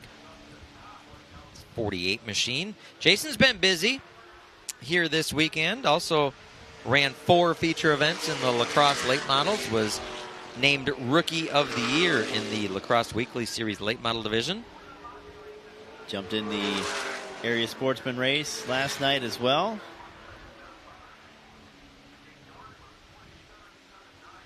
He's going to pull it in. Says I'm good. 21.611. He'll sit 7th.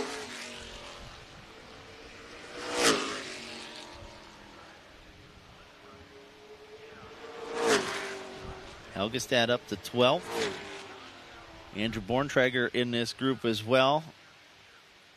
There's the 00 machine of Marcus Hoover. And that'll do it. They come down to the white flag. These last couple cars out here as Andrew Borntrager and Dusty Mann try to improve their qualifying efforts. Appalachian Sucker Punch drone footage takes us out to Camper Village. That's the west side of town. That's the gated community right there. Oh, that's the gated community. Yeah, yes. Yeah, we're not quite out to the west. Keeping the riffraff out of there. Yeah. That's a little track. Was a go-kart track. Cooley Region go-kart track. Mm-hmm. Our Midwest Truck Series race director, Drew Krabrick, got his start right there. Uh-huh. Speaking of the Midwest Truck Series, they qualify next. So officially, Scotty Gardner Jr. will be your quick qualifier for the Mid-American Stock Cars with a lap of 20.779. Ron Vandermeer Jr. goes second. Josh Nelms, Mark Sontag Jr., and Cameron Priestler, your top 5. So Gardner will pile on a couple more points over Josh Nelms en route to his second straight Mid-American Series championship. Heading to the Midwest Truck Series, it's the Fox Cities Towing 25. Fox Cities Towing. Slow down or move over 24-hour, 365-day-a-year towing, roadside assistance, and vehicle recovery. Midwest Truck Series has had 13 races. There's Colin Reffner's 31 machine. He's getting ready to go. 13 races here on the season, 10 different winners. Insane. Just crazy. Insane. And to have it this deep in the season before we got another repeat winner was wild. We went, what was it, 10 of 11? We had 11 races and 10 different winners, and then we got Nick Van back in victory lane, and we got Eugene Gregorich the third back in victory lane. And first-time winners. The first time went Derek Meyer, Eugene Gregorich the third, Robbie Rux, Nick Van, Aaron Moyer, all first-time winners. Yep. It's been a big year for the Midwest Truck Truck Series. See. It's been fun. It really has. 17 previous races that the Truck Series has contested here at La Crosse Fairgrounds Speedway. James Swan in the field tonight. 2 and wins. There is Jim Swan. Hey, Jim. With our very own Jim Trado. Why don't you go talk to Swanee? Well, you know it is El Bandido Yankee Tequila coverage, so why not celebrate with James Swan? Wait a minute. It's before the races, James, before qualifying. You've been to Oktoberfest a few times. What's it like in the hot versus the freezing cold of Oktoberfest? Yeah, it's so much nicer to be able to wear shorts and flip-flops than it is when it's cold. Track's just a little slippery. It's not too bad, though. It's, I don't know, you get grip right away versus when it's cold, it takes you a couple laps.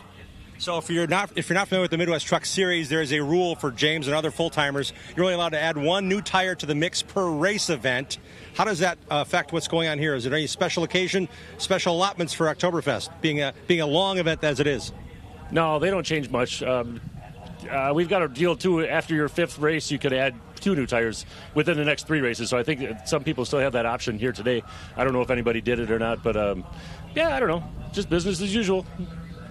Okay, can you tell me what tire you put on that's new this week? I put the right front on. I always do, and then rotate it to the right rear, and then use it in practice, and then it's gone. It's a 25-lapper tonight. It cooled down to about maybe 70, 65 last night. When it gets to be a little humid out, you're thinking that way already about, okay, qualifying is one way. We got to worry about this for the race because of the experience you have here. What's it going to change tonight when it comes race time? Oh, I don't know if the track will change too much. If it does get humid, the dew sets in, whatever, it'll be really slippery out of the groove. You know, makes the track just a little bit wet there. So you try to stay in the groove.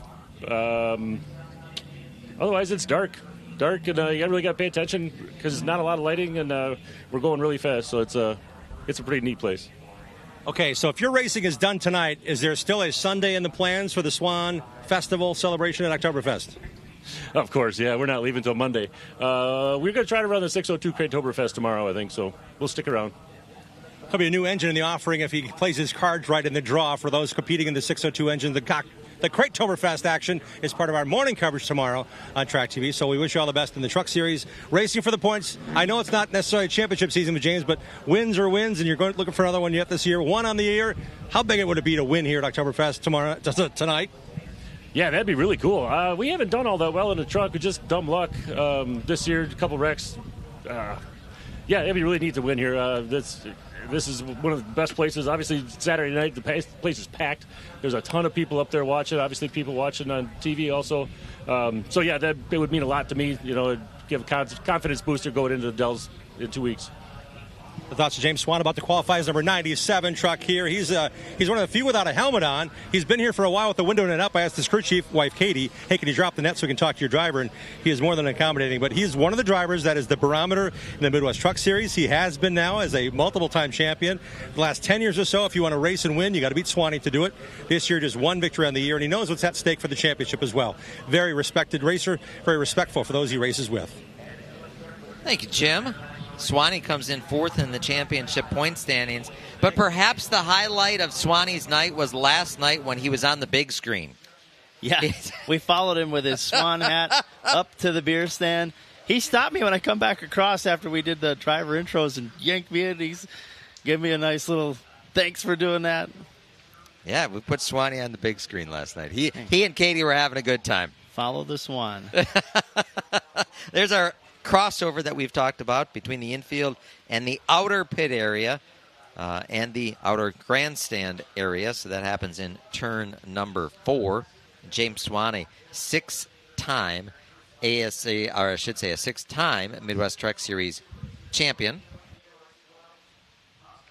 Again, if you're watching our Appalachian Sucker Punch live look-in on our social media channels, we'd love to see where you're tuning in from and who you're cheering for. Perhaps you're cheering for that guy. And remember to share our live look-in. If we get to 100 shares, we'll come back and we'll give you more of a live look-in with the ASA Midwest Tour. That's Grant Griesbach. And that guy right there, Grant Griesbach, was the winner of the Futures race on Thursday night. He's in contention for a Midwest Truck Series championship in his first full season. Leading the championship points by 4 markers over Brandon Reichenberger. I am getting the word that we have 52 shares. We are past the halfway mark. Ooh, all right. Keep going, guys. Keep going. You got 2 more groups to qualify here. That's it. That's it. Midwest Trucks are on deck. They're staged and ready to rock and roll. And then you got the Midwest Dash Series right behind them. That's it. Share. So Midwest Truck Series will be in group qualifying fashion. We understand the drivers will get 3 laps, so not 2, Matt, 3. Well, it's better than a time limit, I guess. I'm just picking up here. We want to thank and welcome Tom Coffey from Indianapolis, Indiana, cheering for the Gearheads Motorsports drivers, Michael Hind and Ty Majeski. Jennifer Camish, cheering for the 42 in the Big 8 Late Models, Ryan Camish. Bob Bowen checking in, watching from French Island in La Crosse. That's, again, not very far. No, he's got an airfield right there. Just hop on. Let's go. Bob, let's come on over. Come on over. Michael Wernz, Jones, Michigan at M40 Speedway, checking in on the action. Jason Bubba Paris cheering Dalton Zier, and doing so from Green Bay, Wisconsin, also cheering Brandon Reichenberger. So thank you, Jason, for checking in. Brandon Reichenberger and the Midwest Truck Series guys are up next for their qualifying efforts.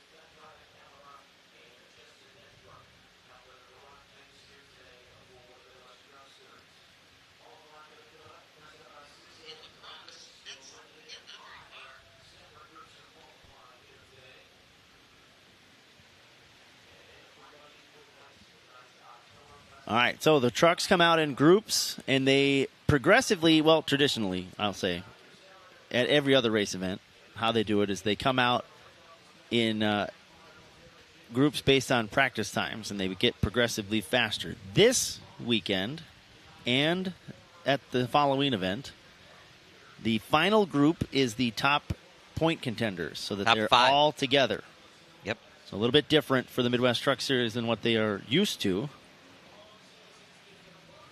But still group qualifying. First truck on the speedway for the Midwest Trucks. The 2 of Wyatt Crace is out here. The 38 of Kevin Zielazinski is out here as well. The Nick Quinnell 5 machine.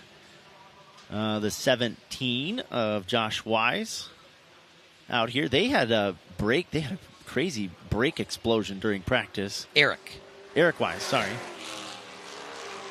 Getting my open wheel drivers mixed up. That's all right. There's just a few cars on property here. Yeah, the 55 of Scott Kingswan back in the Truck Series.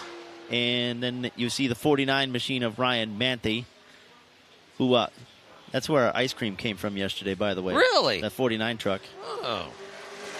Excellent. Yes, we had ice cream at the end of the night last night. We did. Yes, there he is right there. Bet you didn't even know, race fans. We were chomping on an ice cream bar. Smooth as vanilla, Ryan Manthe. Big Rock Rides out of Norway, Michigan. Tower Motors out of Green Bay. Manthe Race Cars all helping out the 49 truck. Kevin Zielazinski, the quickest of this group so far with a 20.891. Kevin didn't get to spend a whole lot of time on the series this year as he was fixing the truck. They spent a little over a month getting that thing back together. Came back to us at Grundy for the first time. There is Kevin. There he is. 34-year-old from New Lenox, Illinois. Nick and Eddie Construction, Russo Power Equipment, Porter's Lawn and Power helping out on the 38 truck. Kevin Zielazinski, as these drivers will back it down on the back straightaway, and Kevin will be the quickest here in group number 1. And that Eric Weiss entry, they got the brake issue sorted out. He'll go second quick with a 21.183. Oh, a couple of fast ones in this group. A couple of race winners. The 10 of Derek Meyer going to be in this group. The 7 of Dylan Hammond. We saw how fast he was here a year ago at Oktoberfest race weekend, and how fast he was at Grundy when he got behind the wheel of this 7 truck. He's going to be out here as well.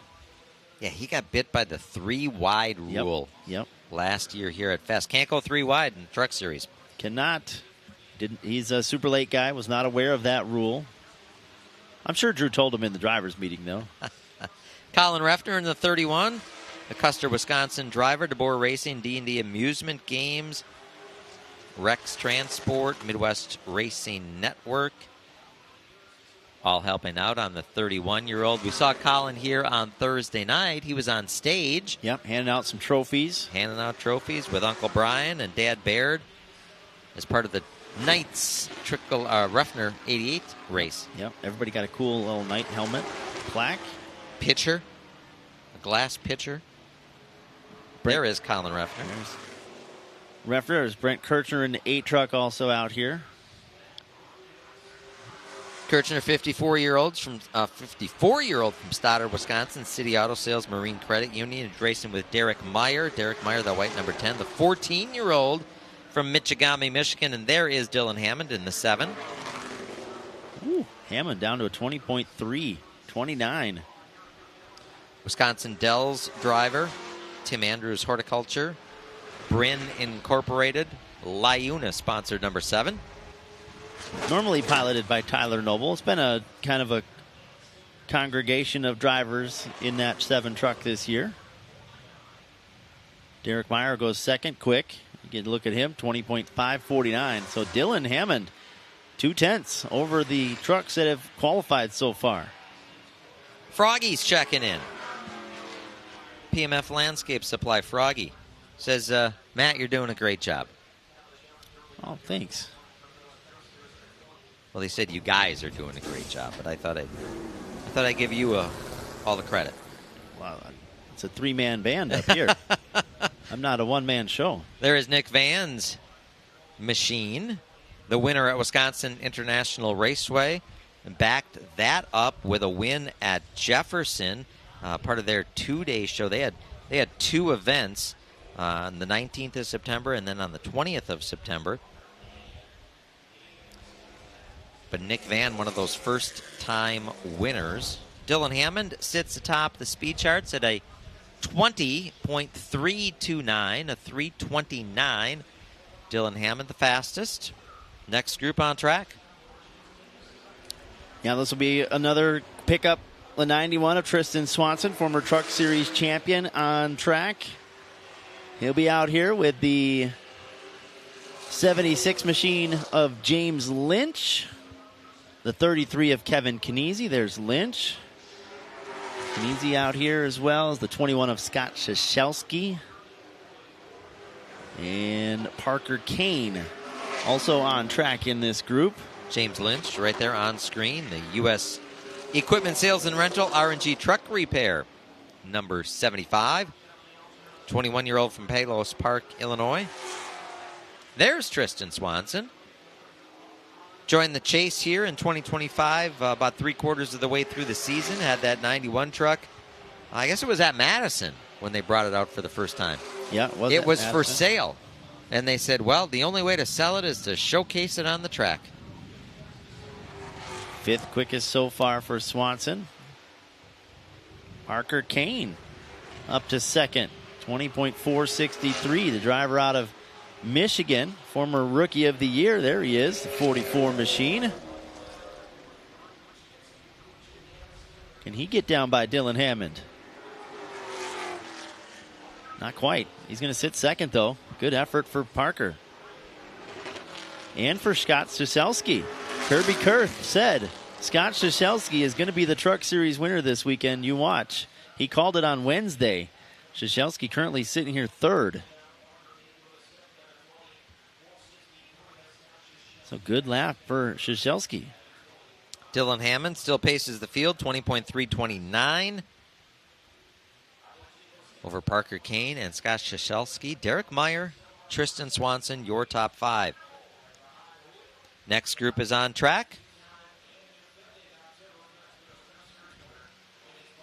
Do get to see this group kind of steadily progress. We did expect the lap times to kind of go down as they got faster. That Championship 5 group back there, the last group to go. So 2 groups yet to go for your Midwest Truck Series. This will be the 73 machine of Jordan DeVoy once again. We've seen him back behind the wheel of this 73 truck. Chester Ace in the 93 truck, looking for another Oktoberfest championship win. Robbie Rux in the 5. Nick Van in the 24. There is Jordan DeVoy as the green flag is out on this group qualifying session. And Maxwell Schultz out here as well in his 84 truck. Jordan DeVoy, of course, takes over this ride. As Matt, you mentioned, he has done it a few times here as of late. Jerry Wood would be, I guess, the regular driver of this machine, although we've seen a couple different. Scott Hansen took a ride in this machine once. But Jordan DeVoy has been given the keys here to the truck the last few weeks. Has accounted nicely for himself. Maxwell Schultz in his Fox City Towing number 84 going to go 2nd quick on his first lap, 20.390. Nick Van will hop up to 3rd. No, that just changed. Chester Ace got in there. And Maxwell Schultz, top of the board, 20.265. He gets underneath Dylan Hammond, new quick qualifier so far, and he's going to be joined by his teammate Nick Van right there going 1-2. Maxwell Schultz, a 35-year-old driver from Greenville, Wisconsin, the Fox City Towings. Bob's Classic Restoration, East Side Exhaust Entry. There's Chester Ace in the Wayne Ace Bus Service 93. So it's Maxwell Schultz, Nick Van, Dylan Hammond, Chester Ace, and Parker Kane, your top 5. Well, Nick Van, after getting that first win at WIR during the Gandred Auto Group weekend, went to Jefferson, got himself another win on the first night of the 2-day show. Him and his teammate, Maxwell Schultz, currently sit 1-2. Maxwell with the Faster Than a Speeding Bullet Award for now. One more group to go. That's the 60 truck, the Anglers Bar Grill and Campground onboard camera of the championship point leader, Grant Griesbach. Griesbach in the 60 machine, 4 points ahead of Brandon Reichenberger. This is our fourth, or I should say our final group qualifying session. To ride along here with Grant Griesbach as the green flag is out. Yeah, Grant Griesbach, James Swan, Eugene Gregorich, the 23 machine, Clay Kurtz, and Brandon Reichenberger. Your 5 out here. Whoa. Grant was swatting flies there. Grant Griesbach here, the split screen. On board this 60 truck. Keeping an eye on those hands. Yep, watching his hands down the back straightaway, down into 3 and 4. There's that swatting. Ooh, you don't ever want to be pointing to the right. He was dirt tracking that thing through 3 and 4. Wicked loose on the 60 truck. Griesbach still good enough for 6th quickest. But Brandon Reichenberger, top of the board, 20.202. And 20.084. Boy, Reichenberger went faster yet. Griesbach to second with a 20.219. Wow. There's Reichenberger in the 3 truck. Anything you can do, I can do better. The 30-year-old Reichenberger from Appleton, Pete's Auto Repair Service, Wendrick's Trust, Ken Sports. All those great companies on side the 3 truck for Brandon Reichenberger. Checkered is out. Where'd we end up, Matt? Well, it was 4 points to start. Reichenberger going to get a little bit back as he will be your Faster Than a Speeding Bullet Award winner for the Midwest Truck Series with a 20.084. Grant Griesbach will go second with a 20.219. Then it's Eugene Gregorich the third, Maxwell Schultz, and Nick Van will round out your top 5. So your 2 championship contenders for the Midwest Truck Series came into tonight 4 points apart. Reichenberger and Griesbach go 1-2. One more group to qualify. That is the Midwest Dash Series. Midwest Dash Series is up next. He thanks Tim Rose watching from Orlando, Florida.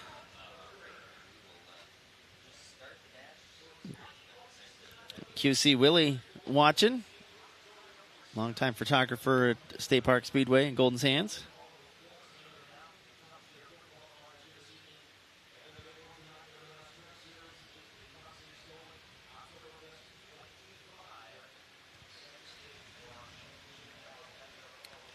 So last year when we were at Oktoberfest race weekend and the Midwest Truck Series were on track, we showed you a little highlight piece of the Brandon Reichenberger family, his son Chase going through some medical issues. We got a little update for you race fans. It's been a year. Let's check in and see how Chase is doing.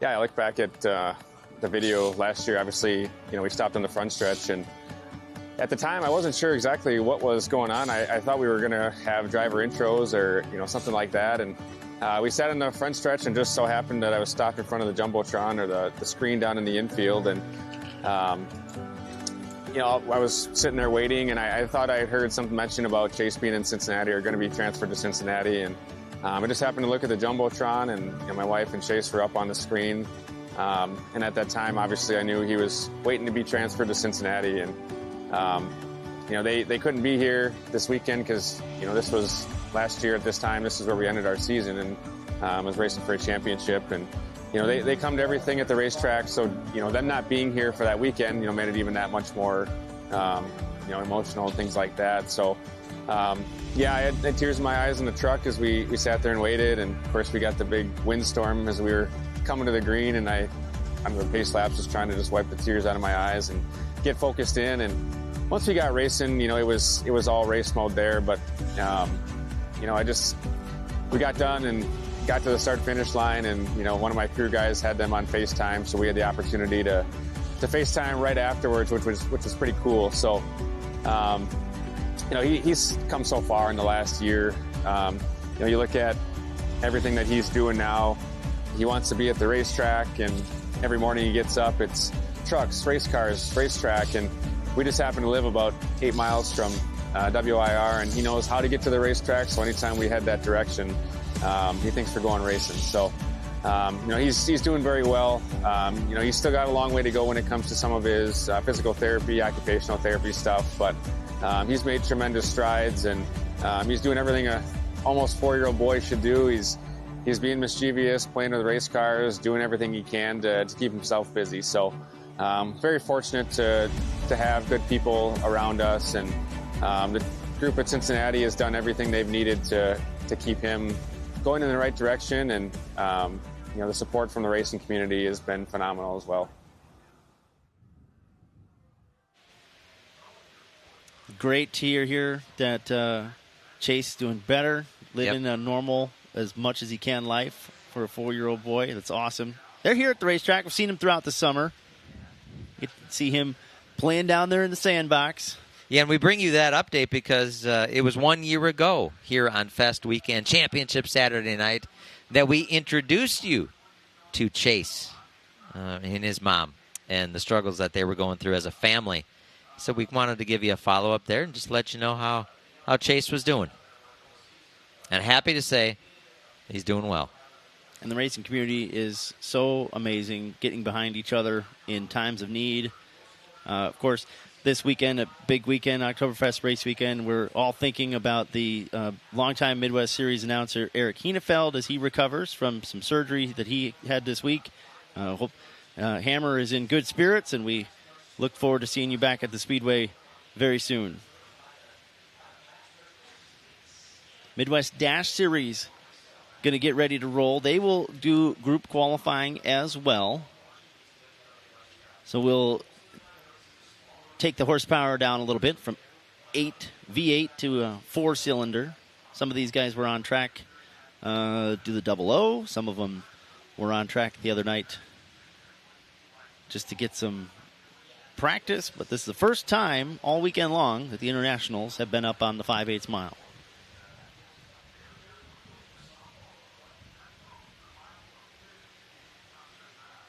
Again, the final practice, our final group to qualify, final division, I should say, to qualify here as we kick off night number 3 of our Oktoberfest race weekend, 56th annual Oktoberfest race weekend, presented by El Bandido Yankee Tequila.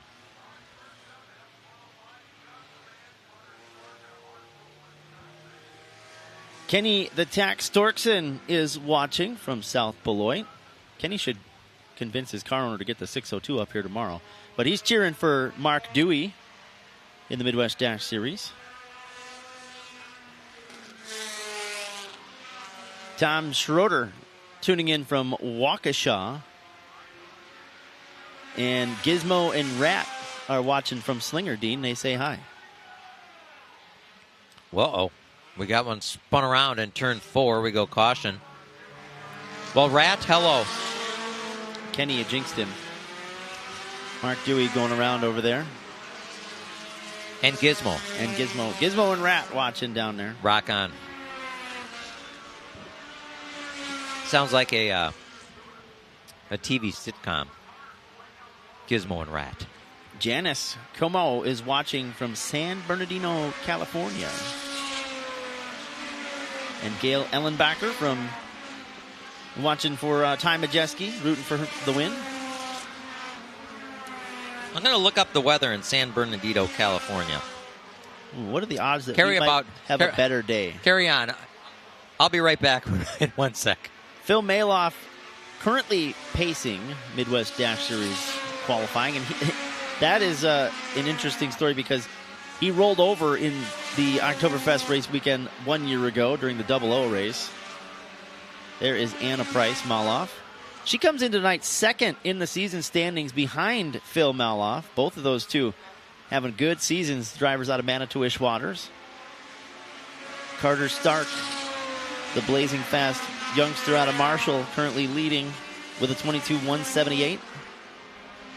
It is sunny and 78 in San Bernardino, California. We got you. Hello. In West Salem, Wisconsin, it is sunny and 84. Who would have thought? Who would have thought in October? In October.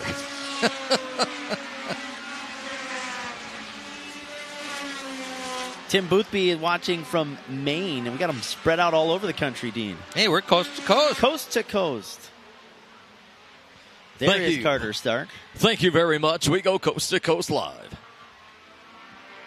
22-178 so far the time for Stark. He's got 0.4 of a second over Tim Anderson, the next car. Carter a regular on the Vors Compact Touring Series. And group number 1 will come to an end. It'll be Stark on top with Tim Anderson second, Phil Maloff third, George Sparkman fourth, and Anna Price in the 5th spot.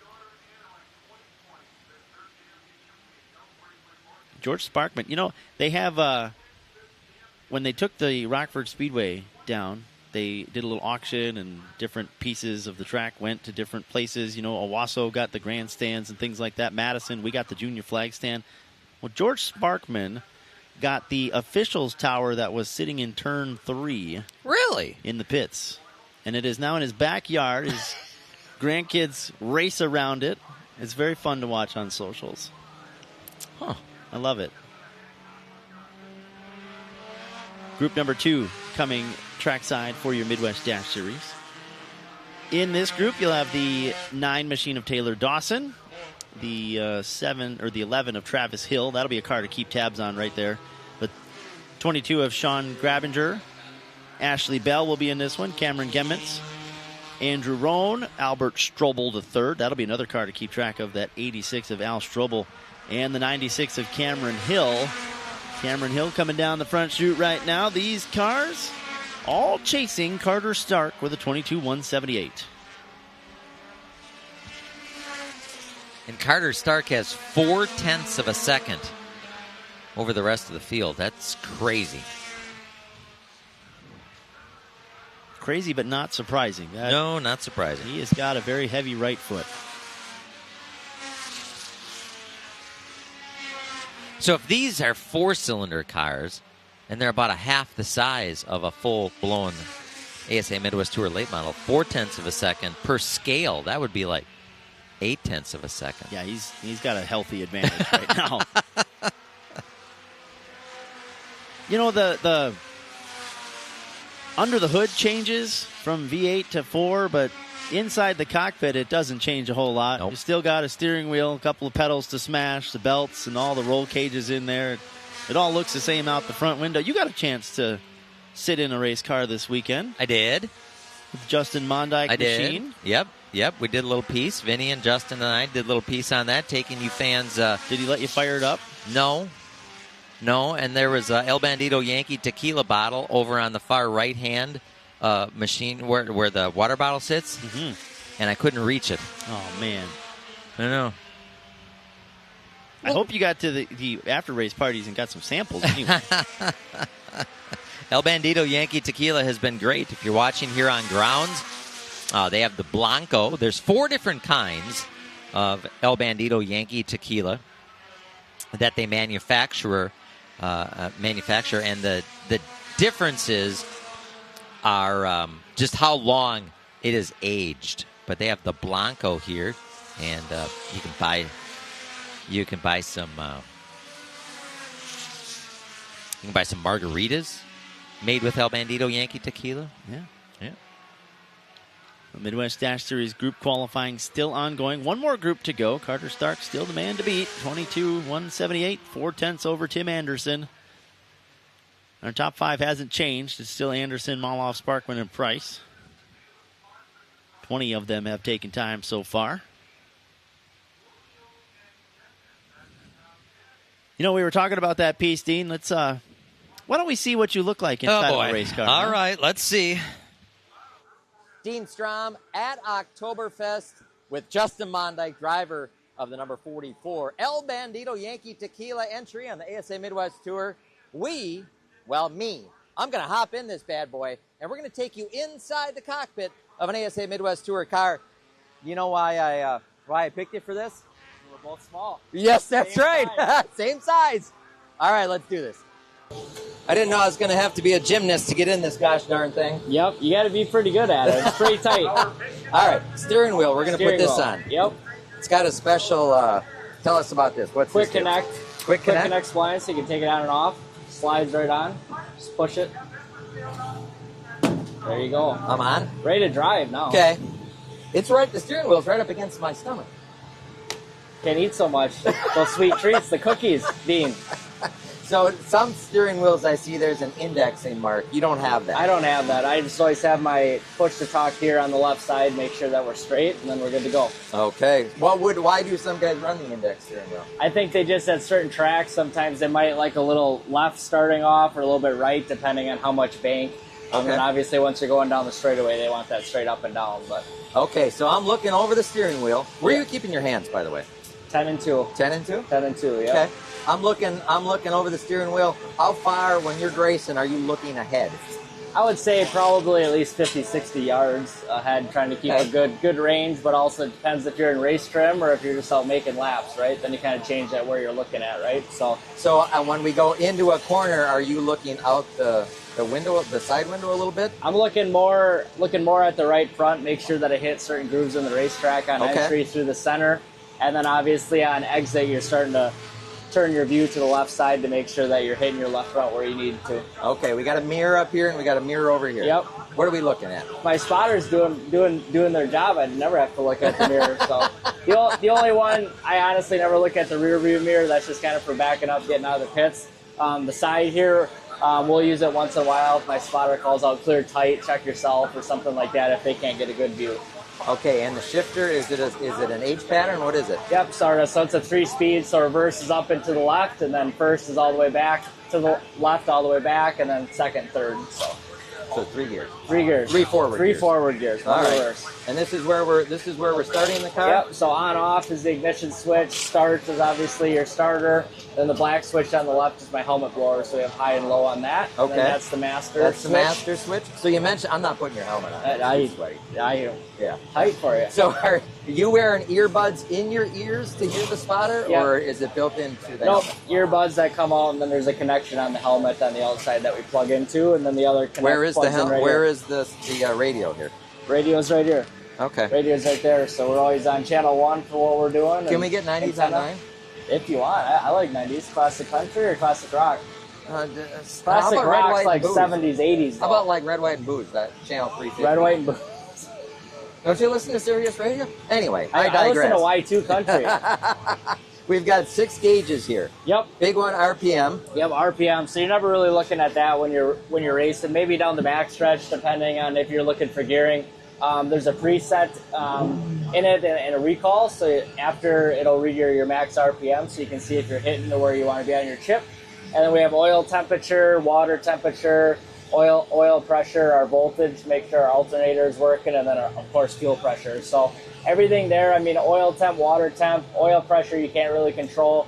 Volts you can control if you want the alternator working or not. And then fuel pressure, we have fuel regulators that we can control that. Where do you get concerned on the water temperature? Normally in race trim, you want to be anywhere between 200 and 220, so you don't really, anything that gets over 230, 240, that's okay, but once you start hitting 250, then it'll start spitting water. Okay, and adjustments you can make from inside the car during the race? My attitude within the car, right? No. So that of course, and then your brake bias. So brake that bias orange knob here? right there. So Okay. right now we're plus 15. So every quarter click on that is 1. Can I click it? Yeah, you can click it. See how it goes like that. You can go see how it changes numbers. Oh, okay. So that's also preset, so it keeps track of where it is. So we can that's dial a percentage of front to rear. front So to we can rear. dial front brake into it or rear brake. So let's just say if we're tight on entry, we could dial rear brake into it. If you're starting to get free on entry, well then you'd start to dial more front brake to try to stable it. Okay. If I can't get out of this thing, when's the next practice session? Qualifying. You can qualify it for I me. can qualify it for Yep. you? I'm a better racer than qualifier, so you Okay, I'll take your qualify. shot. You can race it. Sounds like a plan. All right. Thanks for spending some time with Absolutely. us. Thanks Hope for you stopping enjoyed down. this look in here. The El Bandido. Hey, by the way, where's the tequila? Right there. It's in the car. Oh! Always. Is that where your water jug goes? Water jug. I can't reach it. Yep. That's for when we're in Victory Lane. We can bring that out and have a sip.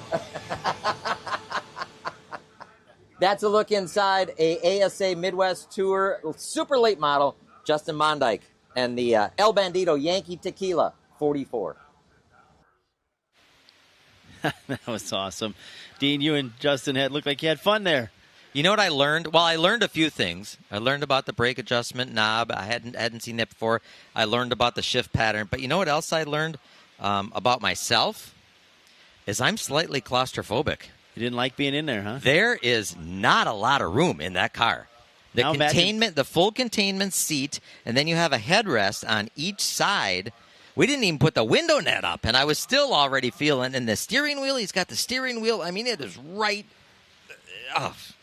Yeah, I think Justin's safe. I'm not going to be taking over his ride anytime soon. Yeah, I didn't see you get the backup car to qualify this afternoon. Jim Trado, our 5-star pit reporter this evening, is down there.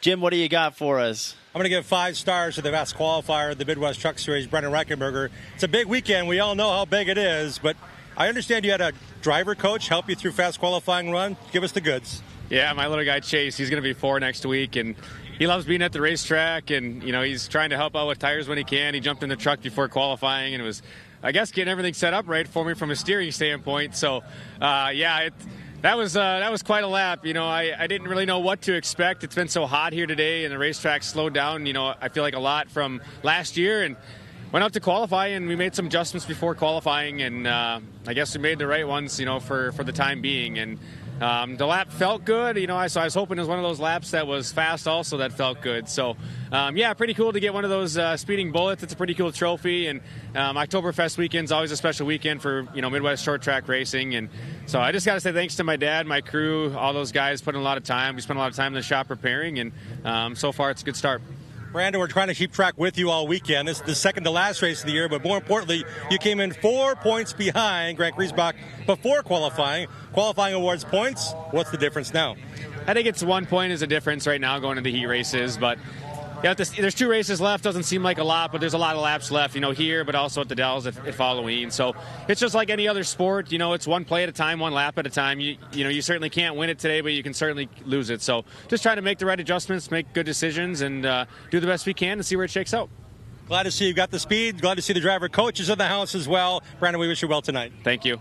Brandon Reichenberger again, racing for the second straight championship. Tonight it happens. The Fox City's at 125. He's the fastest qualifier. We'll see where he lines up, but he's got to gain points in the heats. He might be the point leader by the time we get to feature time tonight on Track TV. Jim Trado, our 5-star Race Car Bodies pit reporter. Thank you for that report, Jim. The La Crosse River right there runs across the back side of the property. Uh-huh. Beautiful look. There you have it. Well, if you've been watching on our live look-in, courtesy of Appalachian Sucker Punch, we're going to shut it off because we are just a few moments away from opening ceremonies. We would ask you, Brandon's going to roll the die. There you go. Drum roll. We could put a little spin on it. It's a 5. All right, the nice deep invert for the trucks. Deep invert for the trucks. 10. Good deal. 10.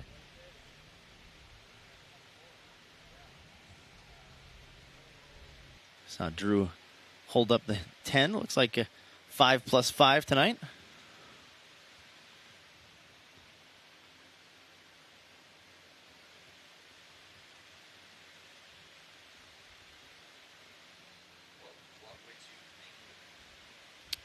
Our first green flag of the night will roll, what did you say, Dean, 5 o'clock? So opening ceremony is in about 15 minutes or so. We are going to step out, get ourselves a quick snack down on the Midway, maybe snag a piece of Mama Lisa's pizza and or a pork chop sandwich. And we'll be right back to you, part of the 56th annual Oktoberfest race weekend powered by our friends at El Bandido Yankee Tequila. Thanks for looking in.